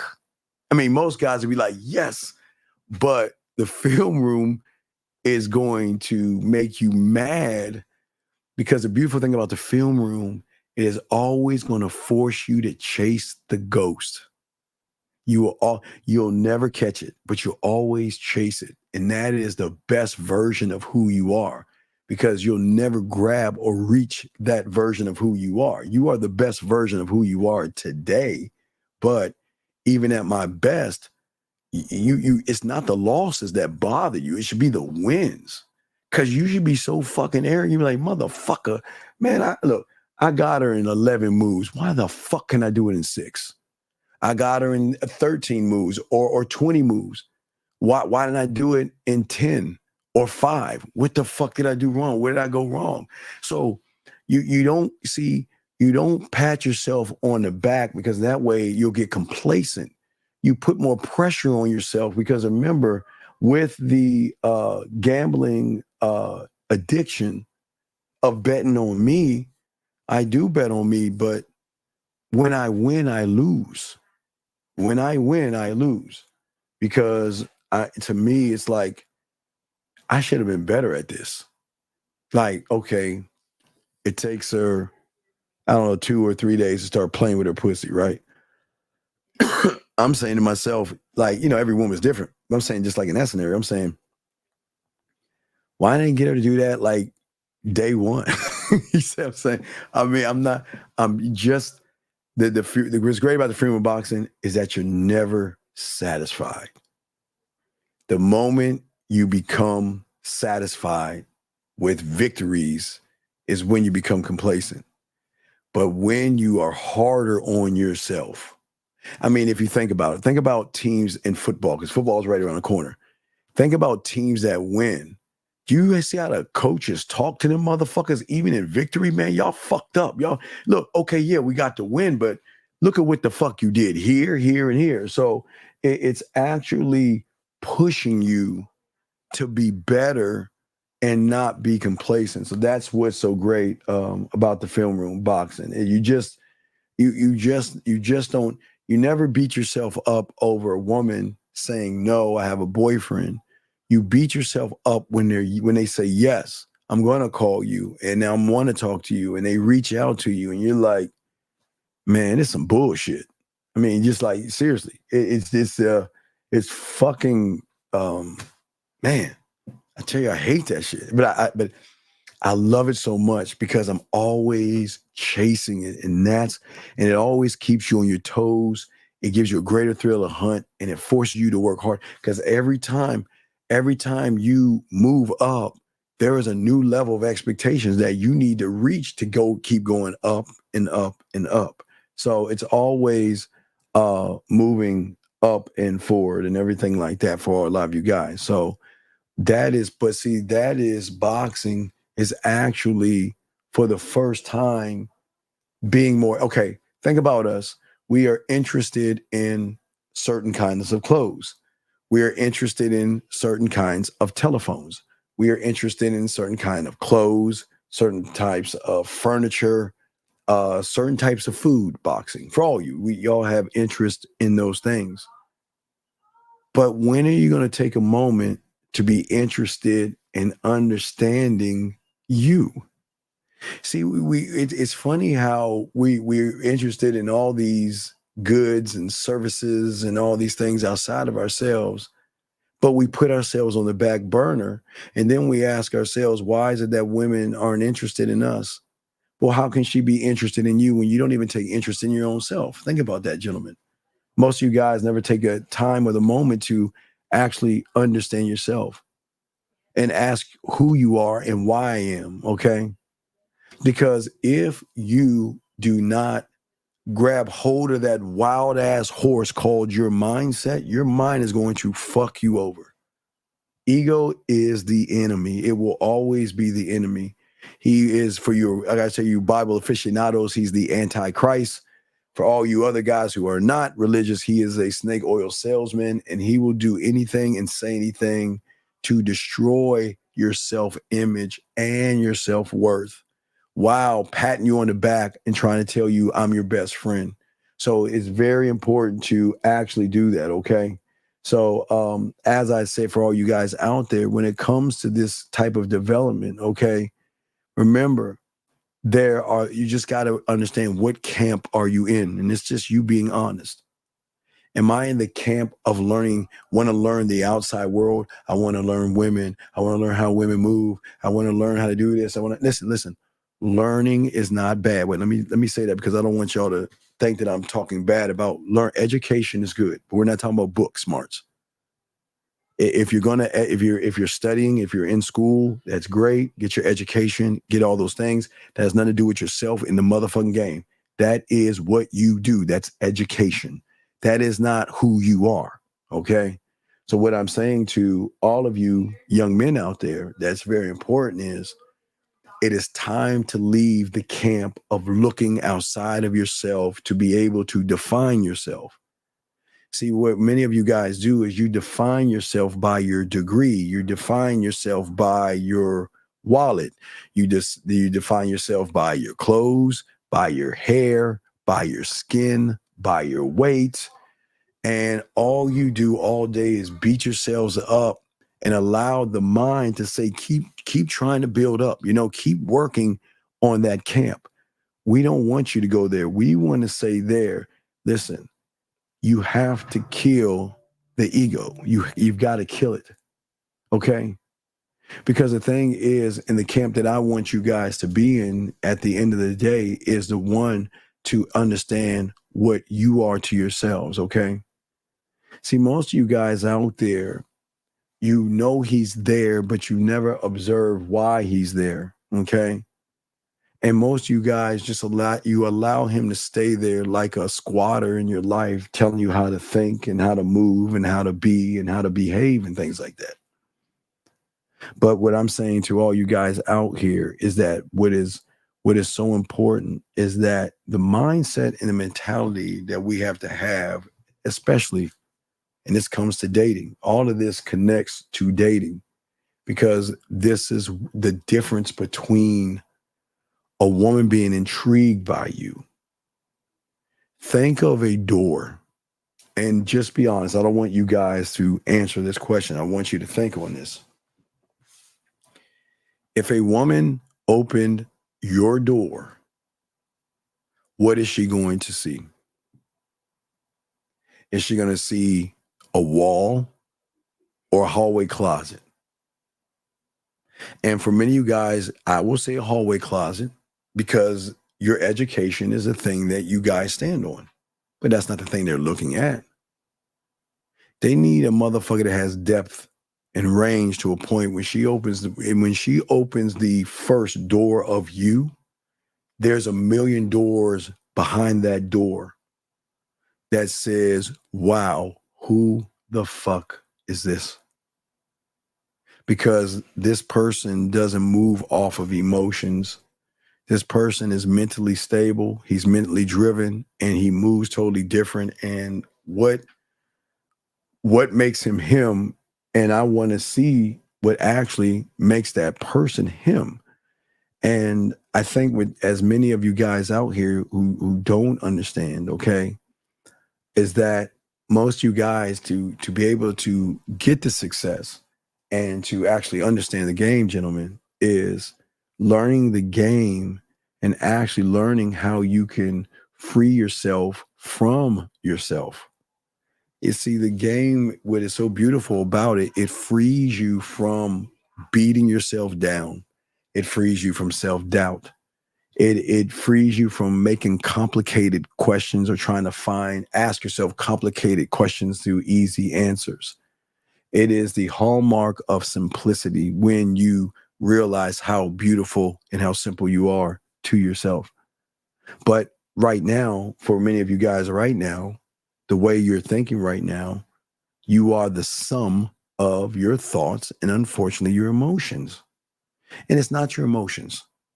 It's the emotional label. So let's check that out. I want y'all to write that down. It is okay to have a thought and it is okay to have emotions. But when you have a thought, now here's where we go right and then you go left. Your thoughts are labeled from emotional experiences that put and label the thought. So that means that every belief, every idea, every identity that you have, and every situation that you're in is why you are here right now. But the question is, what are you going to do while you're here right now is the $1 million question, gentlemen. See, gentlemen, listen, it is okay to believe in yourself. It is okay to have ideas. It's okay to create your identity. It is okay to have the emotion of loving all those parts of you. That doesn't make you a bad person. It's realities, okay? Hey guys, you know I love going to the board. Like, let me go to the board to show y'all. Guys, get your crayons out. I want to show you this. It always comes down to reality. So let's go ahead and get into that. So what I'm saying is basically this. This is all I'm saying. All right. It's this simple. This is where the problem is. This is where y'all live. This is where you live right here. So what I'm saying is it is okay to have and live in your reality. That's what I'm trying to get y'all to do. it is okay to have your realities and believe and learn yourself. That's what the success and what the game is all about. It's when, let's say man, let's put the M for the man and give the woman the red for the W. Oh, shit. Excuse me. Let's put the W for the woman. Okay, so this is the problem. The problem is that when you interact or your reality comes into contact with her reality, the moment your realities come into play with each other, this is where you lose because you're not moving off of emotions. You are becoming emotional. I hope you guys understand that, okay? Hagen, you said, where are we supposed to live? What do you mean, Hagen? Hagen, I don't understand. What do you mean by that? Call in and Hagen, I don't know what you mean by that. What do you mean by that, sir? But listen to what I'm saying, guys. All y'all guys listening. This is why most of you guys are having the greatest issues and the greatest problems. For a lot of you guys, you don't even know who you are in your reality. But what you always begin to do is allow a woman to define your reality. Hagen, what's up, brother? How can I help you, buddy? What was your question? I didn't understand your question. Yo, yeah, I think it was because I was a few minutes behind.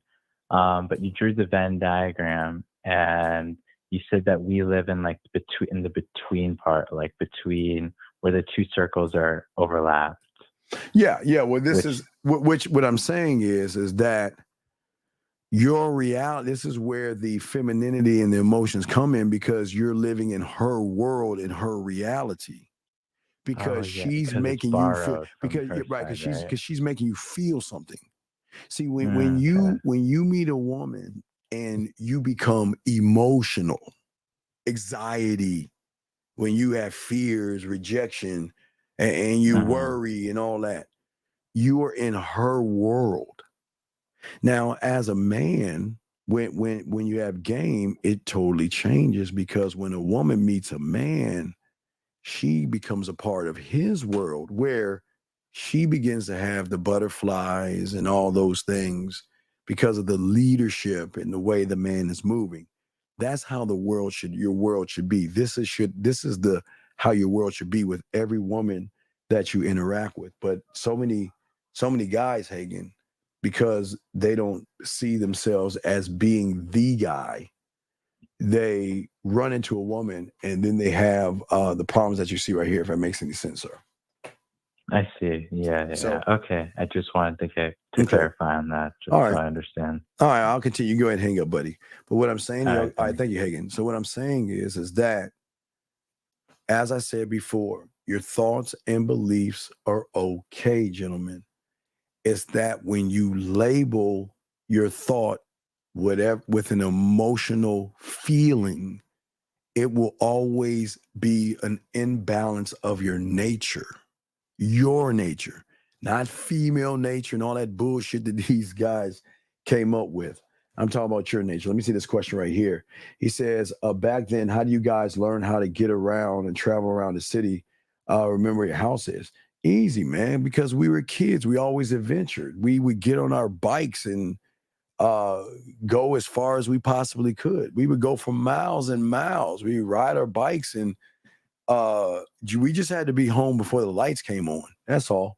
The thing is, it just didn't matter when we got home. As long as we got home when the lights came on, we're fine. Because when the lights came on, you went home, you get your ass whipped. That's just a straight up ass whipping. I mean, straight up ass whipping from your parents. Let's see here. Let me grab this call right here. Area code 206, sir. What's your name? What's your question, sir? 206 going once, 206 going twice. What is your name, sir? What's your question? Orlando. My name's Orlando. Yes, sir, Orlando. What's your question, sir?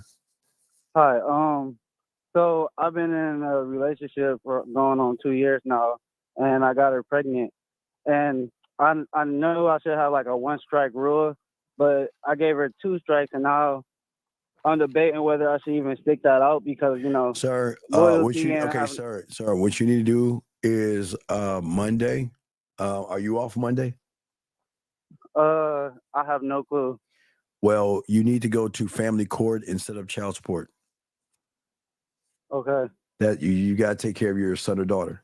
That's your responsibility now. Right. And Exactly. but you have to understand that there are going to be other men in your children's lives. You have no power over who she brings in your son and daughter's life. Just understand that. I realize okay? that. Right. So, but what's your question? How can I help you? That was my question. I was trying to like make sure that like I wasn't like being selfish or nothing about my son. I guess it wasn't being selfish, buddy. What you were doing was you wasn't being responsible. You fucked the ancient woman and got her pregnant. So that shows and it's not the woman's fault. It just shows the lack of game. Right? Yes, sir. So I'm just saying that I would just actually just take care. How many months pregnant is she? Oh no, my son's 7 months now. Okay. Did you take a DNA test to make sure he's yours? No, not yet. Okay, so this is step by step. Before you go to family court, swab test, take a DNA just to make sure it's yours. I'm just saying. I'm not saying that it isn't. Exactly. But make sure it's yours. And once you know it's yours, you have got to go in to family court and start setting up child support, which you're 7 months behind on payments right now. And I don't want to see anything happen to you go to jail. You just got to be responsible, okay? You just got it. Now it's time for you to be responsible. But first, you can do a quick swab, you know what I mean? And make sure it's yours.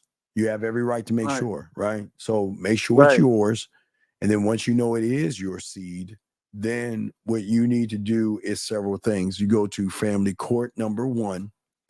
But then number two, on top of paying the child support, what I would recommend is you putting away $20 or $30 from every check into its own little fund for your child when they become of age. So when they get old enough, they'll have a car and certain things. I mean, I want you to think, okay, 7 months is now, but if you put away $20 a month, multiply that by 17 years or 16 years, your son or daughter you should be able to fund them with a car and things like that, and just prepare them for school and college where they have money saved up from you. I would just say do that, or not. It's your call, but I'm just saying.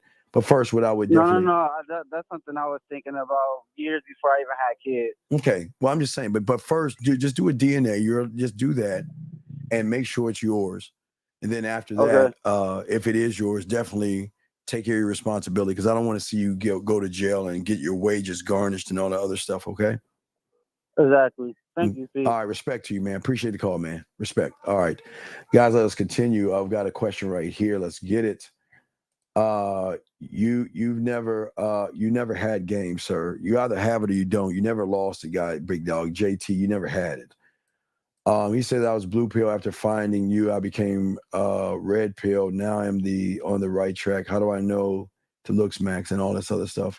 Yeah, gentlemen, I ask all you guys out there, for all my moderators, please, I don't want to take your wrenches from you, but please let go of people that are actually disrupting the classroom, okay?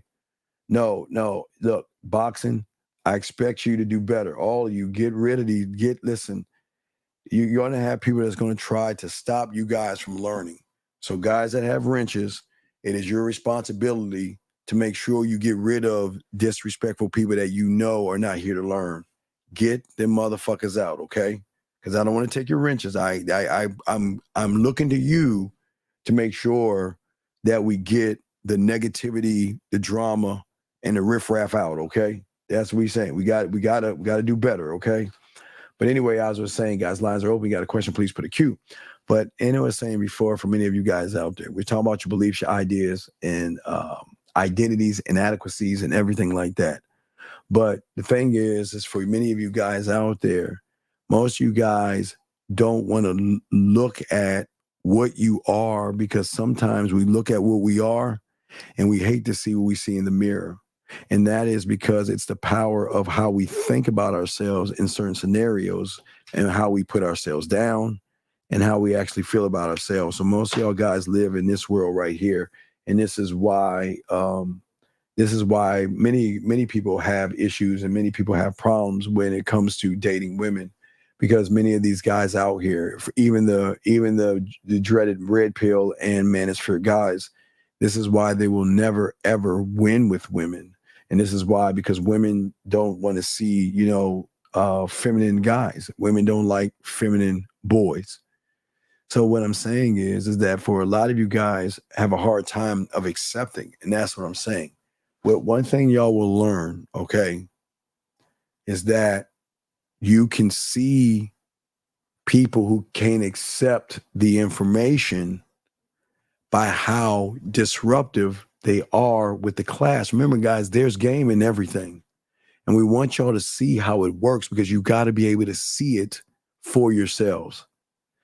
When you see what I'm showing you and somebody comes in here disrupting the class, calling in to disrupt it, then that's hitting their pussy in such a way that they feel like, damn, he's talking about me, so I've got to do something to throw him off the scent so he can stop talking about me. Do y'all see that, gentlemen? This is why we keep trying to tell you how deep game is. Game is in everything, but it always can show you what people are by the spotlight that we're putting on that. You know what I mean? So just remember that when you see guys come in here who we will escort, or guys that call in, just remember that unlike you guys listening, they have a hard time accepting it, because accepting what is being said is saying that you're the fuck up and you're the problem. And a lot of these guys cannot handle that. That's why those red pill guys that, come in here from time to time will what? They always think women are the problem. Women are the issue, because they never want to take the time to see that it is their thinking that will always hold them back from success. But here is the thing. See, here is the problem. Think this. Let's get y'all crayons out, guys. We got you. I got you on this. Let me try to explain where the problem is. And based off of what I just showed you right here, I'll show you. This is the problem. This is always going to be the ultimate problem. This is the number one problem for many guys. This is why you're the same person since January. This is why reading the books on self-help and all that stuff doesn't work. This is why watching a YouTube or whatever, it doesn't matter, gentlemen. This doesn't matter. As long as you're this right here, gentlemen, it doesn't matter. Because let me explain something. If you're moving off of your emotions, and it doesn't make you a bad person, gentlemen, okay? Listen to me. This doesn't make you a bad person. But we've got to face the elephant in the room. Your mind is fucking you over by saying to you, the only way you can understand you is by using your mind. Now listen, because most of y'all guys say, well, Steve, this is a mindset show. Aren't we supposed to use our mind? Yes, you're supposed to use your mind, but you're not using your mind. You're using all the elements from the outside of you that makes you think that you're actually using your mind. Okay, let me give you all an example. We get deep here. Look at what I'm saying. A lot of young men have come here, and I've had tons of them who come from the red pill and the manosphere, and this doesn't make you bad or anything like that, gentlemen. But the problem is you'll never get the success right here because you're using your mind, your level of thinking. And what is your level of thinking? Your level of thinking is that you remember whatever you attach to your beliefs, your ideas, your identities and things. I'm not good enough. I'm too short. I'm too ugly. I'm not beautiful. I've got to get my money up, my clothes, my status. Like I don't jerk off and all these other things, right? So the mindset that you have, gentlemen, is why you become so confused and why things seem like they're harder than what they actually are, because you're trying to change your mindset yourself, and you can't change you by yourself. It just doesn't work. Now, only time you can see that is in the movies. It works very well in the movies. How do I identify beyond my thoughts? Well, this is where the game comes in at. Gentlemen, this is, I always love to give you something simplistic. You didn't go in the first grade. I guess first grade. I don't think it was kindergarten, but I just say right. You didn't go in the first grade knowing how to count. You didn't go in the first grade learning numbers from 1 to 10, 10 to 20, 20 to 30. You had to go into an environment where you had somebody know more than you to bring you up to the level past what you know, to be able to learn what? Numbers, learn alphabet letters, learning how to learn after letters, it was the phonics, and learning how to put two words together, two letters together to create a word, right? And then put words together to create a sentence. And then you had to learn punctuation, and then you had to learn paragraphs. So you didn't know it, you had to be taught it. And it's always been like that. It's never ever been you walk in the classroom like, yeah, I know how to count, add, subtract. So what the fuck am I? The teacher be like, what the fuck am I doing here then? Because what the teacher does is that the teacher will always teach, okay? But the thing is that too many of you guys, you're looking for complexity versus looking at simplicity, okay? But most of you guys do not want to embrace simplicity because you feel all your life, especially if the red pill, you've been hearing about the complexities of women and what they want. Oh, she doesn't want 50-50. And all these women out here are mean, and all these women want this, and all these women want that. And all you've been doing is looking at, all you've been looking at are complexities to how do I fill in the blank? How do I talk to her? How do I get her interested in me? How do I have to date her? What do I do on the date? What do I do on the date? So you've been creating a complex world in your mind where the game is simplistic. It is as simplistic as you learning how to drive your car, ride a bicycle, turn on a light, and open a door.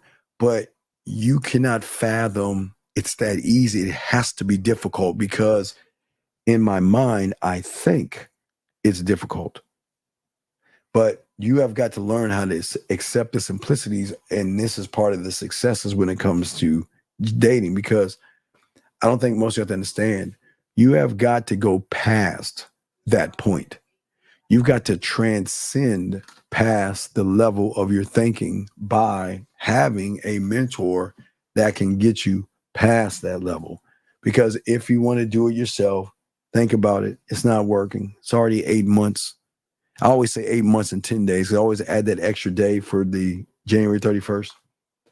But what I'm saying is that you've got to alter the state of how you interpret everything. And that's something that most people don't do, okay? So if you look at it, so think about this. Okay, so I want y'all to think about this. Okay, for those that do recreational things outside of themselves, like drinking or drugs, sometimes drugs can or have been used to alter the state of your consciousness, okay? It alters it, okay? And some people use that to change the state of their mentality and their mind versus they just want to get away from, you know what I mean? They just, what they call is getting high. It is getting high off of a substance outside of you. This is not judging, guys, but y'all know what I'm talking about. Hold on a second. Sir, we sir, just Top Dog, just send a message to the man mindset at gmail.com, boxing, you put it in there. But let me get back to what I was saying. So for many of you guys out there, that is called getting drunk or getting high. And I get that. What happens for that? What happens is that sometimes we don't like our life. And sometimes we want to, quote unquote, get away from the mindset that we have of ourselves by partaking in certain things outside of ourselves. You know what I'm talking about, right? But what I'm saying, hey guys, y'all know I ain't judging y'all. I am not judging y'all at all. But what I'm saying to many of you guys out here is that this is the beautiful thing about the game. The game is the drug that can actually take you outside of something that a regular drug can do. Because this allows you to have actually a deeper question. Well, Jay, it's no knock. I'm not. If you guys do that, that's fine. That's fine. But what we're saying to you here, and it's fine if you do it. Nobody's judging you for doing that. I'm just saying to reach the ultimate level of success for you, or whatever you want to call success to you, we cannot look to anything outside of ourselves, because the moment we look to anything outside of ourselves, we then become hooked on that thing, because that thing allows us to have kind of a cheat code. But what goes up usually comes down outside of yourself. The only thing that stays up is your mentality as a man, because you never go down. But you can get a high and the high comes down, or you can get drunk and that comes down. But what I'm saying to you guys, you have to be able as a man to get these successes as far as dating and relationships go, is that you have to be able to turn towards who you are as a person. And when you can focus yourself on yourself and understanding who you are, then you do the weirdest thing. You turn to your true self and not the interpretation of yourself.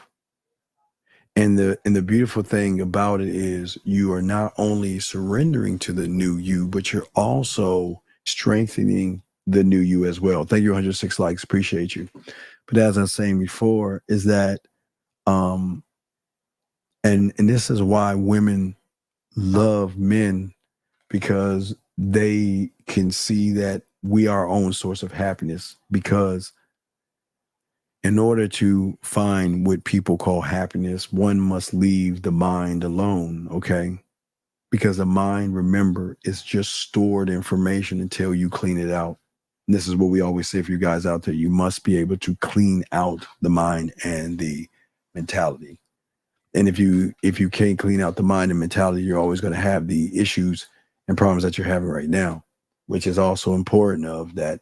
This is why that, as I tell you about position, but also you must study your mentor. You must always study the master. The master is the most important thing, okay? The master is not what you want to achieve to be, but you always want to surpass the master.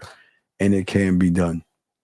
But also the thing is that the challenges are going to be in front of you, and a lot of setbacks, because learning who you are is going to be a challenge, and learning who you're not is going to be a setback.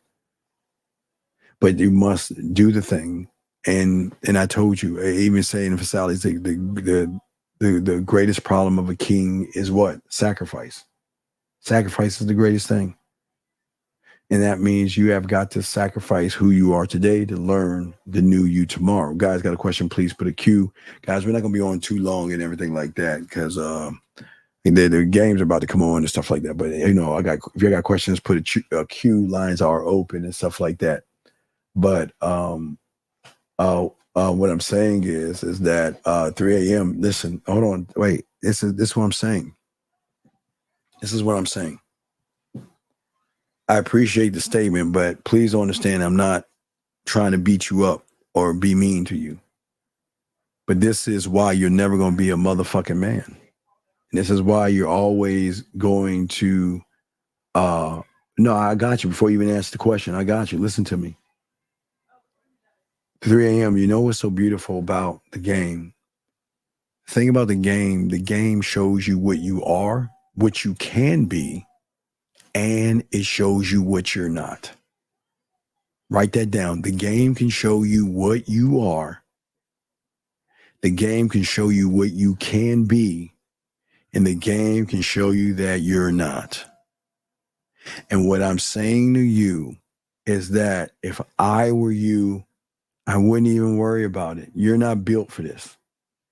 You're not built to be a man. And this is no knock on you because you're asking a great question, but the answer is in the statement. Your statement shows that you're not built for this. And see, the thing is, and the reason I know this because I know what a 9-year-old did versus however old you are. And the thing is that if you feel like it's going to take forever, don't do it because I'm telling you, you're wasting your time because everybody can't be a man. And this is not for you. You're not built to be a man. You're not. You're built to be emotional, lazy, shiftless, and be what you are.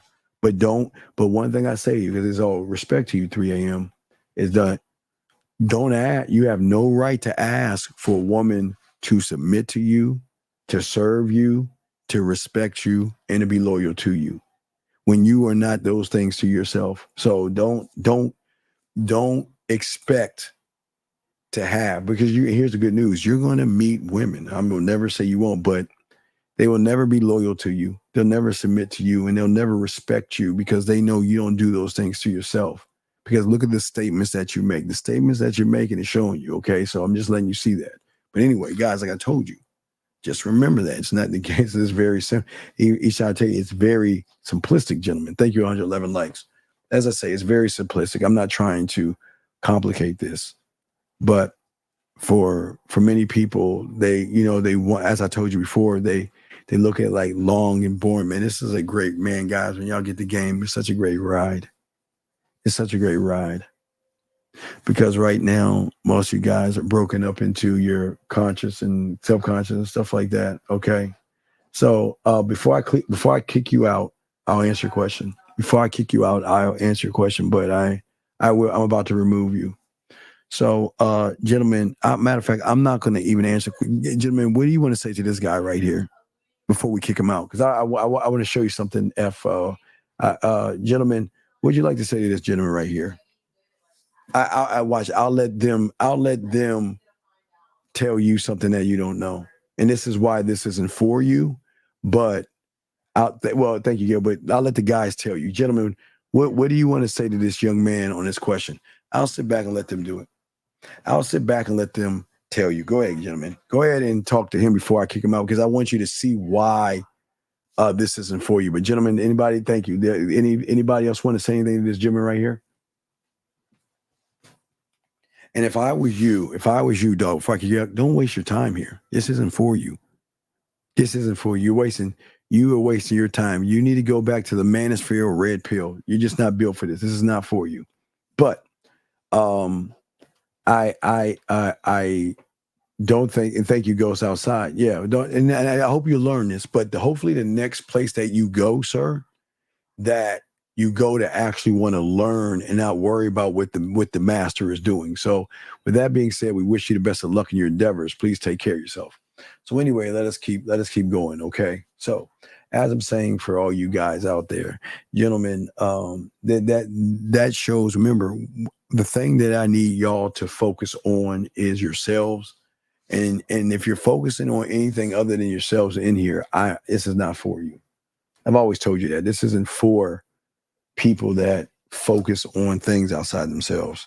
We want you guys to be locked in and learn how to move. And if you can learn and lock in, guys, y'all are going to be fine with this. Y'all going to get this down, but this is not for everybody. It's not. But as I said before, for many of you guys out there, is that we want to get you guys to go beyond what it is you think about yourself to be able to get the successes. Okay. See, many of you guys think the successes, unfortunately, is based upon what the commercials give you, the ads, work outside of yourself. You see what I'm saying? Be happy with your self-destructive behaviors because you're uncontrollable, and it's just, no, it doesn't work that way. It never works that way, okay? And at the end of the day, gentlemen, this is how you guys can win, and this is how you can learn. And as long as you are following some of these things as successes, especially your sacrifice and all this other stuff, you'll get this thing down. It'll never put you in a bad way. You see what I'm saying? Let's see here. Let's get this question. Let's see here. How to make the most of these few weeks of summer we have left? Well, trick 44, you're not going to make it. You're not doing anything to make anything of yourself, but just sitting around and being lazy. It's crazy how we are tailing off to the summer, and many people are not actually doing anything or working themselves to learn this game. It just doesn't make any sense. It doesn't make any sense. And what I'm saying to all of you out here is that the more you start to learn this game and understand that the game will always teach you patience, it will teach you to focus, and it will teach you to realize even if you make a mistake, the game is not over. You're going to make plenty of mistakes, guys. It's okay. It's just how you feel about the mistakes that you make. Oh man, I should have said that to her. That's cool. Don't beat yourself up. I met someone, man, I should have said this. I should have said that. Gentlemen, you guys got this. Listen, gentlemen, I am not about to motivate you motherfuckers. But one thing I'm going to do is I'm going to tell you, I know you got this. I know you got this. Because most you guys, when you start to interpret yourself, you're going to start talking. No longer you're going to talk into the I'm not, or I can't, or I'm not able to, and things like that. Growing is making mistakes and stumbling and falling down and things like this. But here is the beautiful thing that most people don't tell you. If you're comfortable, that's the problem. That's the mind making sure you don't grow. We've got to turn around and we've got to go towards the current. Oh, I want to show y'all something. I forgot to show you. I want to show y'all something real quick. You remember I told you when a man gives a woman something and she cherishes it? Gentlemen, I'm going to Nostradamus this thing for you guys. Because I know one day you're going to get this game down, right? And one day you're going to give something to a woman. It could be a flower, a trinket, or something to a woman. And then what we want to do is fast forward 10 years from that point of you giving that. And I want to show you what your life is going to be like. You got to see this, gentlemen. Oh, it's so funny. But this is what your life is going to be like. Look at this, guys. I wanted to show this. I want to show you this real quick. Check this out, guys. This is what your life's going to be like. Watch this. 10 years and you still holding on to something he got you 10 years ago. It's not that deep. The thing that's pissing me, it's a necklace. The thing that's pissing me off is it's not clicking for you. If you don't like it, then replace it because I like it, so I'm keeping it until I get something else. For me, if you stuck on stupid and keeping something this man got you. Get out of your feelings. Don't worry about it. We getting rid of it. I don't care what you say. Who getting rid of it? We are. You've lost your ever loving mind. At this point, you know what? We need to talk to somebody else because whatever it is, it's not clicking for you. And the fact that you stuck in this mindset, stuck on stupid. We can ask somebody else. If you want, we can make a couple. Say less. Ask another couple. Okay. I told you. See that, gentlemen? So I'm telling y'all guys, and I know it looks funny, but gentlemen, when y'all get this game down, That's going to be your life. You're going to give something to a woman and she ain't letting that motherfucker go. I forgot to tell you about that, man. That's the life, man. I tell y'all guys, that is going to be your lives, gentlemen. Okay. See, the thing is that we've got to understand that most of you guys out here have, okay, so your issues and your problems right now are like a stranger coming to your home and sitting on your couch and putting his feet up. And for most of you guys, you don't realize you feel comfortable with that stranger. Fear. His name can be anxiety. His name can be excuses. His name can be whatever his name is, because there is somebody living in your house right now here. Okay? All right? And for many of you guys, you just wish that that person can leave you alone. But in reality, they're going to continue to linger around you. They're going to be in your place. They're going to eat your fucking cookies and your food, your snacks and everything. Okay? And you just want to get rid of those things. Okay? But here's the problem. And I know a lot of you guys wonder, well, why is it that I can't get this person out? Well, because most of you guys feel so comfortable having him in. See, most of y'all don't understand that the only reason why you're having the problems you're having is you're allowing that person in your life versus kicking that person out.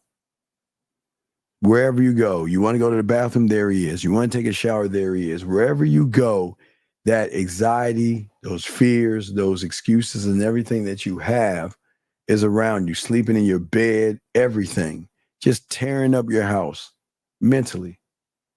And then for many of you guys out there, when is enough going to be enough? When are y'all going to get sick and tired of being sick and tired? When are you going to draw a line and say, I am tired of being here by myself, which should be a good thing. I'm not trying to listen. I'm not telling you it's not a bad thing being alone. It's great. But I'm saying, when are you guys going to take a moment and get tired of, okay? When are we going to start looking at these problems as not problems, but choices we make? Remember, sometimes, listen, you cannot control the outside world, but you can control this person right here. Not me, but you, me. You. You see what I'm saying? Not you, me, but you. You can control you, okay?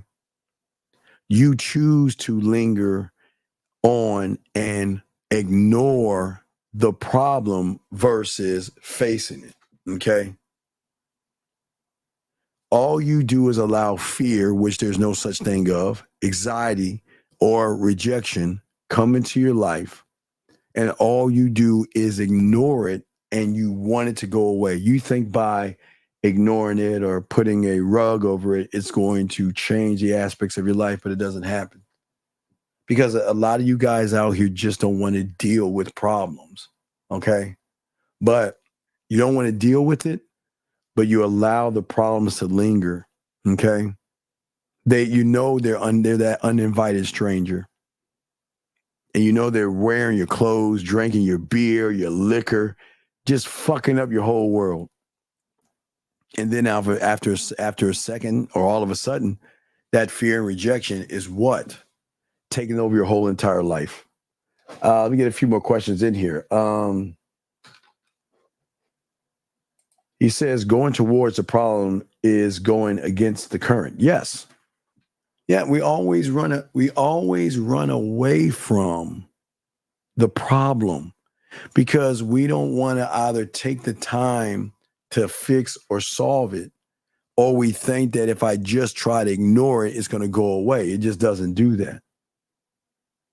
But what I'm saying to you is, to get these successes, is that you have got to acknowledge that there is actually something wrong with you, okay? All right, and that's not a bad thing, okay? but you've got to face it.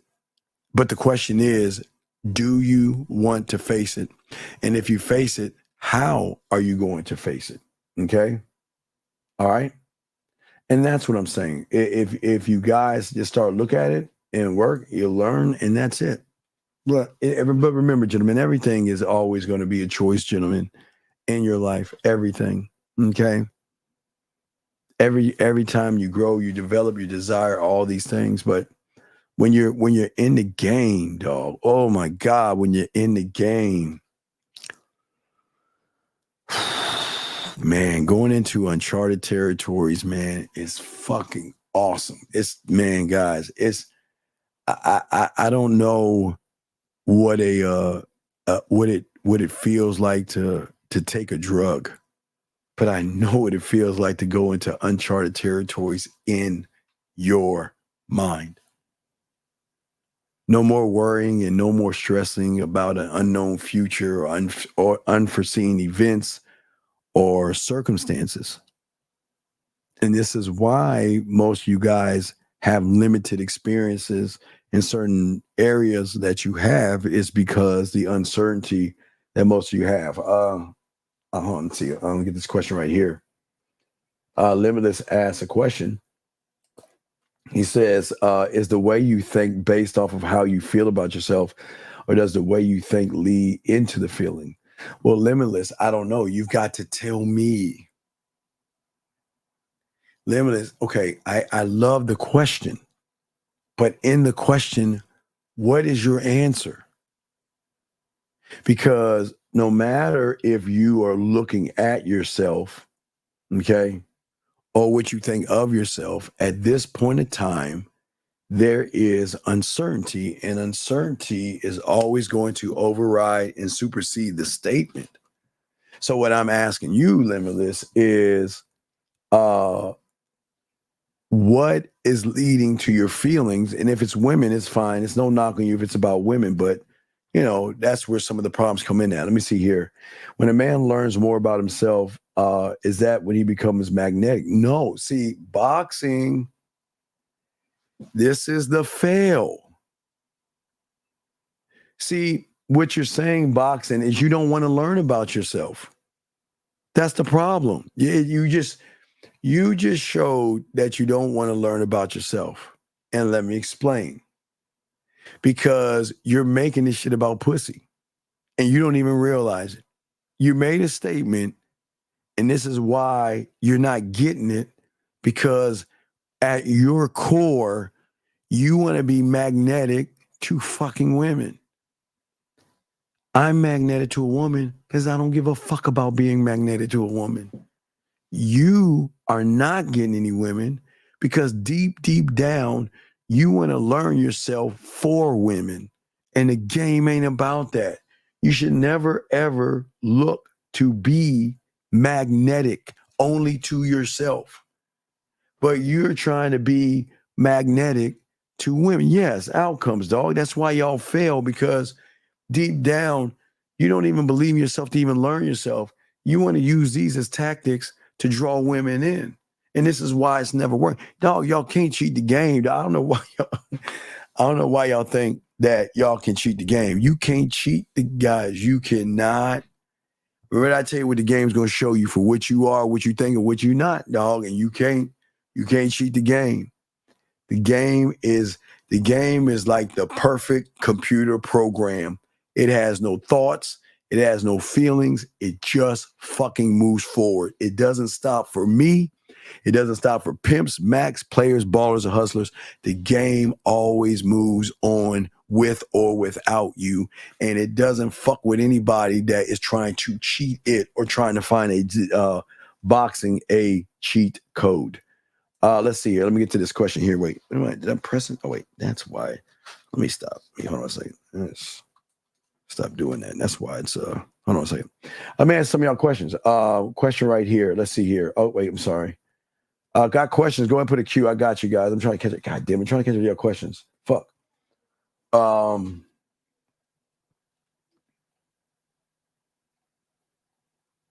on, give me a second. I'm trying to catch you. I apologize. Here we go. Arnold. Can can you touch on the candlelight analogy? I can't reference it to anything, or I don't get it. No, it's basically where you have game, which you don't have, is that when you get with a woman, you're cool with her decision. If she wants to see somebody else, you let her go. If she doesn't like the situation, you let her go. If she's complaining, you let her go. If she's trying to change you, you let her go. If she's disrespectful, you let her go. If she challenges you and your authority, you let her go. If she goes against your program, you let her go. But depending on the severity of the disrespect, you can let her come back, and that's just a candle. We call a candle in the window so she can find her way back home. But other than that, dog, this game, you gotta put your feelings in your pocket to be in this game, man. Y'all guys, most of you young men out here, you guys, y'all are too fucking emotional and shit, trying to make things work, trying to beg them to give you a chance and all that. Matter of fact, I'm watching because I'm trying to binge it because I'm all pissed about it. But the last season of Umbrella Academy, so I'm trying to finish that up. And the woman has the nerve to say, you know what, I'm not going to give you a spoiler, but she tells her husband, you know what, I need some time to think us out because I don't think we're ready. I don't know if I want to be with you anymore. He's like, no. If a woman says that as a man, you let her go. And if she decides to bring her ass back, cool. But you know what? You don't fight for women. You don't beg them and manipulate them to come back. I'm telling you, the game is a tough place for those who have it. It's beautiful, okay? You got to be a student of it. That's how you do it, sir, a student of it. Jay asked the question, why was listening to Bob Ross important when it came to practicing writing poetry? Because let me show you Bob. So what I had to learn from my mentor was, let me see if I have Bob. So this is Bob right here. What I had to learn from my mentor was every Sunday, Bob would take a blank canvas and create what you see right there. The canvas would be blank, and he would talk, and he would make the funny, happy trees and the clouds. And by the time the show was over, he took a blank canvas and made it art. And that's how deep the mouthpiece is. When you meet a woman, you're a blank canvas. And by the time she gets to know the depth and range that you have, you are art. And that's why the mouthpiece in the game is so important. And I got something for y'all that's working on that. I'm almost done with it, but I got y'all guys, okay? Let's say if you're not the food or the future boyfriend, are you only good for well, no, not necessarily, because all dick ain't good. And it's not about dick. It's about the man. So it's just, I think you've got a wrong interpretation of that, okay? Let's see here. Let us keep going. He says, how can I recognize the difference between making cautious decisions versus the home invader fear? Well, okay, Logan, I've told you, go to Google. Go to Google Maps. And I want you to, or go to Google Maps or go to Google and type up Google and ask Google to give you the address of fear. Find out the state, city, apartment number, townhouse, or house. Find out his address. Find out his address. Because if you think that motherfucker is real, then he's always going to be real in your mind until you think. Gentlemen, remember I told you this is a thinking man's game. Until you think. But as I said before, don't believe me. You got to see it for yourself. So go to Google and type up his address. And if you know where he lives, go slay his ass. Fuck him up. Go knock on his door. But once you realize that I have a child night. So, okay. So For some of you, when you were children, some of you might not know this. Some of you were afraid of the dark when you were young. So what your parents would put in your bedroom to keep your bedroom dimly lit is what is called a night light, gentlemen. They'll plug it up. It's a light that you plug when you were a child because you were afraid of the dark, because you thought there was something under your bed or something in your closet, or whatever the fuck you thought of. But it's no different as grown men. There is no such thing as fear or rejection. You make it up based off of your interpretation of how you see the world. But your fear, gentlemen, this is the crazy thing, Logan. You don't think about that when you flip on a light switch. You don't think about fear when you open a door. You don't think about fear when you grab your wallet, your car keys, or a remote control. You only think about the fear when it comes to fucking women and pussy. So your fear is not actually fear. It's your fear of women that makes you believe that there is such a thing as fear. So there is no fear, young man. No, I meant the candle light analogy to find your core to see it. Sir, you need to get coaching.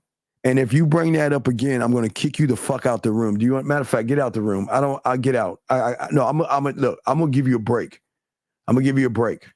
If you disrespect the room again, you're getting out. I'm telling you right now, I'll time you out now, but I'm going to kick you the fuck out if you fucking disrespect this room again. You're this close to me kicking you out. Anyway, when it comes to poetry, should you just start writing or focus on certain topics? Dog, go to my poetry thing. It's free. Learn from it and soak it up. Question right here. I ask it because you say false beliefs can lead to thinking a certain way, justify the beliefs once you start thinking of it. But you're not, okay, Limitless, you're not thinking for you. You're not a student of the game. You're just saying shit. Remember, I keep telling you, if all you do is have it on paper, it's not going to benefit you at all because all you're doing is just saying shit. You're not being about that life. You're just saying shit, sir. You're just chomping, okay? You're just chomping, okay? All right? All you're doing is just running your mouth, and that's where the problem is at. That's where the problem is at. So what I'm saying is you're just saying things, and this is where your problem's coming up. Guys, you got a question? Go ahead, put a Q. We're not going to be on very long because I just want to do something quick for you guys. But lines open if you want to call in. If you have a question, you got it. Please put a Q. But as I'm saying before, is that right now you don't believe that you have enough support in who you are to provide you with what you need to move forward. Okay. And this is why it's very important to gain understanding of yourself, experience for yourself, knowledge for yourself, and realize the only resource I need is the trust that I have in myself versus what I think the world wants me to be. In the world, meaning women. All of your problems stem from women. Everything that's going wrong with you stems from women. And most of you got to be honest with yourself and have this powwow with yourself to realize that the only way that I can actually grow from these points, from point A, and move forward is I've got to face what I'm never trying to face. And that is the lies that y'all are living. Okay. That's what I'm saying, okay? And 3 a.m. Buddy, I told you this ain't for you. You don't have to listen. This ain't for you, big dog. This ain't for you. You've already exposed yourself to being lazy, so this isn't for you, buddy. But we appreciate you here, but this isn't for you. If I were you, I wouldn't waste my time. But you can stay in here. Nobody's gonna kick you out. But it is what it is. But gentlemen, what I'm saying to most of you guys out here, if a woman turns you down, your first reaction is to feel dumb, ignorant, mad, or you get defensive. Because what you're trying to do is you're trying to protect your self-image, okay? By sitting around here saying, well, no, I'm not. It's like it's a game. What is the game you used to play in kindergarten? I know you are, but what am I? I mean, we all did that at one point as children. You know, arguing with some little girl on the playground that's like bugging you or something and calls you, you got cooties or some stupid shit. And you're like, nah, I know you are with them. You know, y'all know what I'm talking about as kindergarten, as kids. But the thing is, y'all are doing the same thing as grown men, and that's the problem. You are grown men. And for many of you guys out here as grown men, the reason why you're not moving as a man is because your mind right now is doing everything to deflect, fortify, pamper, soothe, and protect you from allowing you to learn the information you need to grow. Why do you think people come in here and disrupt the class? Why do you think people call in and disrupt the class? Because their minds are telling them that you guys need protection from the person that's the bad guy. Don't listen to this guy. He's telling you to think for himself. Don't listen to that black motherfucker. He's telling you to love yourself. How dare him tell you that? Don't listen to that motherfucker. He's telling you to believe, love, and have self-worth. Who wants that shit? No, fuck that. Why don't you listen to me and follow me? We got to love somebody else. We got to love these women. We got to support these women and do all these other things. And that's what I'm saying. That's how the mind is messing you up. Because it's going to make sure that your reactions hit harder when a woman says no versus you flipping the light switch and the light not working. You turning your doorknob and that's not actually opening for you. Area code 289, sir. What's your name and what's your question? Yo, Steve, it's Mohab. What's up, Big Mo? What's up? Yo, okay, my question is, earlier you talking about, and it's kind of something I wanted to ask about, you were talking about how in the spot, you already set it up, you sound check the DJ, and you talk to the alpha female. Like, there's certain specific things that you do, right? You don't just walk in and put your bid in with every woman. So that's what I want to talk to you about, right? So when I step in the spot, Steve, I'm not going to talk to every woman right away, right? Because I have to actually like take in and kind of like scan the environment. Is that correct? Yes, but I'm going to talk to a woman. When I first walk into anything, I'm talking to women. I'm always talking to the women. Mm-hmm. And because the women don't know what I'm talking about, but I'll always get, oh, I noticed you were talking to other women. But how did you notice if you ain't watching me? See, women watch ladies' men. They don't watch losers. If you're not talking to women, they're not watching how you move, but they're going to watch how you move with a woman by what, Mo? How the woman reacts to the way you're interacting with her. See, if you go into a club and you just veer off to the bar, the bathroom, or the wall, they'll look at you, but then they'll look off somewhere else. But if they seen you move talking to women, and the women are smiling and laughing and enjoying your company, they're going to say, well, what is this guy saying? Damn, he seems like it's a little bit different. Right. And then if he comes up to me or he comes up to me, I want to see what he's talking about. Can I get the same pleasure that those women are getting? That can I get that same thing from that person? Does that make any sense? Yeah, it does. Okay. But yeah, so that's basically my question to you. Like, because sometimes when I'm walking around, I'm like, okay, I clocked this one, but it's not the right time because she's surrounded by people. You know, I'll wait till she dips off a little or veers off, you know, or on her own, stuff like that. Like, I just don't want to. I want to be more calibrated with a shot rather than just going up at any random time. But then again,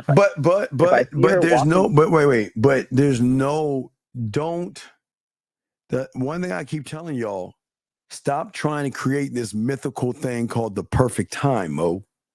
There is no perfect time because you are perfect, right? If you're perfect to you, then isn't whenever you move the perfect time, the right time? Right. Okay. Yeah. So you see what I'm saying, Mo? Right. You're doing an I do. You're waiting for the sun, the moon, the stars to line up, and you're looking for the perfect time. And I keep telling you, y'all better stop doing that because he who waits masturbates, as in you're waiting for the perfect time. Then that next smooth motherfucker comes in before you and then gets the girl, and you be like, damn, dog, I should have said something. Right. So and it's happened to me here. Like, it happened with y'all. But see, a lot of y'all sit around and hesitate. Y'all hesitate. You're like, well, now's not the right time because I've got to figure out what the perfect time is. But there's no such thing as the perfect time. As a man, I am the perfect time. So anything I do is actually the perfect time. Yeah, bar. It's like, appreciate you, Steve. That's fire. But yeah, Thank you. Appreciate it. All right. I'll throw you back in. Thank you, Mo. Appreciate that. Respect. All right, guys, let's get a last round of questions and get everything. Guys, got questions, go ahead and ask for the queue. But gentlemen, as I said before, at the end of the day, it is very exhausting for many of you guys out here. But projecting your self-image into the world just to defend it from a woman is something that's going to stress you guys the fuck out. It's going to stress you all out. What I'm saying is that it is okay to recognize that you don't know anything, and it is okay to ask for help if you actually need it. But the ego and self-importance is going to sometimes say, I can do it myself. I can do it. And I know y'all young motherfuckers think that. I give you, hey, I know a lot of y'all motherfuckers, hey, motherfucker, I can do it myself. I can do it myself. I don't need help. But there's no influence there. So what we say to all you guys out there, y'all got to learn how to start breaking your identification of what you think you are versus what you need to be. Because you haven't met him yet. And I promise you, when you meet him, your life is going to change. But you don't even know him to even meet him, because all you know and think about is her. How are you going to meet him when all you do is think about her, how she's moving, how she's thinking? Does she like me? Is she interested in me? Will she date me? Y'all are doing all that, okay? You see what I'm saying? Okay. So another question. Well, Bill, yes, you are the core. Absolutely. Yes. But you don't see it,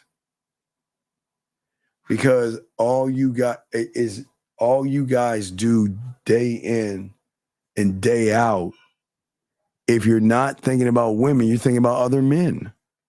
And it just doesn't make sense to me why you would think of those two things. Why are you thinking about other women like that? And why are you thinking about other men? I'm jabbed. It's not knock on you, but this is am I undefeated, dog? Am I not undefeated? See how hard it is to think for yourself? Because your mind wanders and it makes you think about other men or women, dog. And that's not what we do. Okay? We don't move that way. We don't move that way. No, it's no knock on Jab. He doesn't know. He's new here. There's no knock on him. But that's wasted information versus learning information that can be utilized by learning who you are. You see what I'm saying? That's what we're saying. Okay? We've got to stop wanting what other men are doing, what other men are thinking, and start to think for ourselves and stop worrying about other women, what they're doing and thinking. Okay? All right? No, that's not true. No, that is not true. Because I just told you, you're embracing somebody that is emotional and effeminate.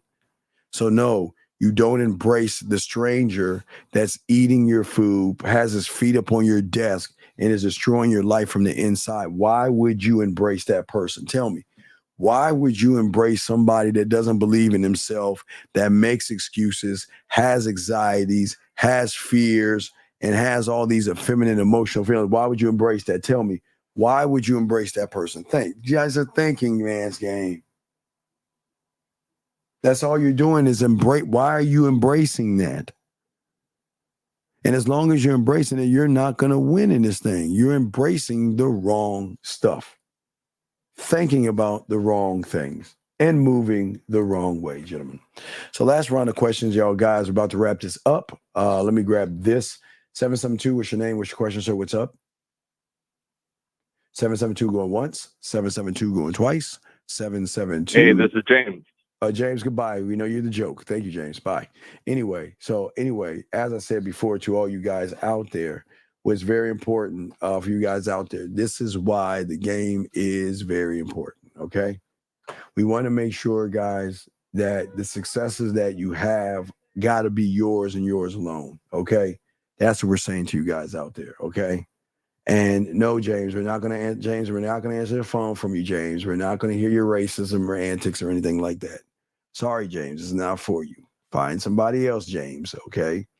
Anyway, as I said before, gentlemen, if you have a question, y'all know how to find us, themanmindset@gmail.com, themanmindset@gmail.com, themanmindset@gmail.com.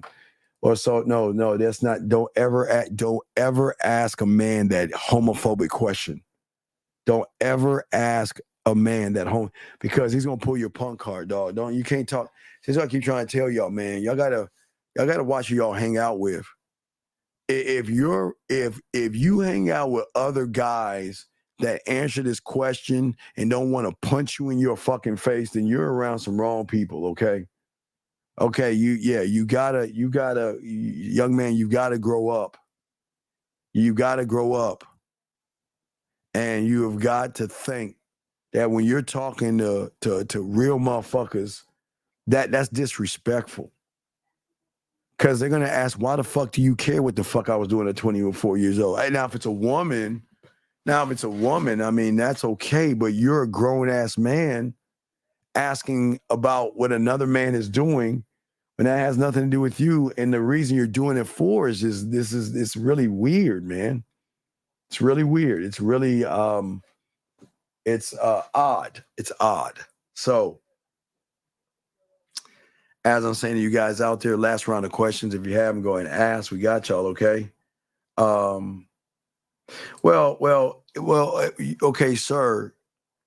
I don't think you know who the fuck I am, and I'm not coming at the question wrong. If you want to ask effeminate girl questions, go ahead, dog. Listen. If you want to be a girl, go ahead. But I'm listen. Here, we don't ask and talk about other men.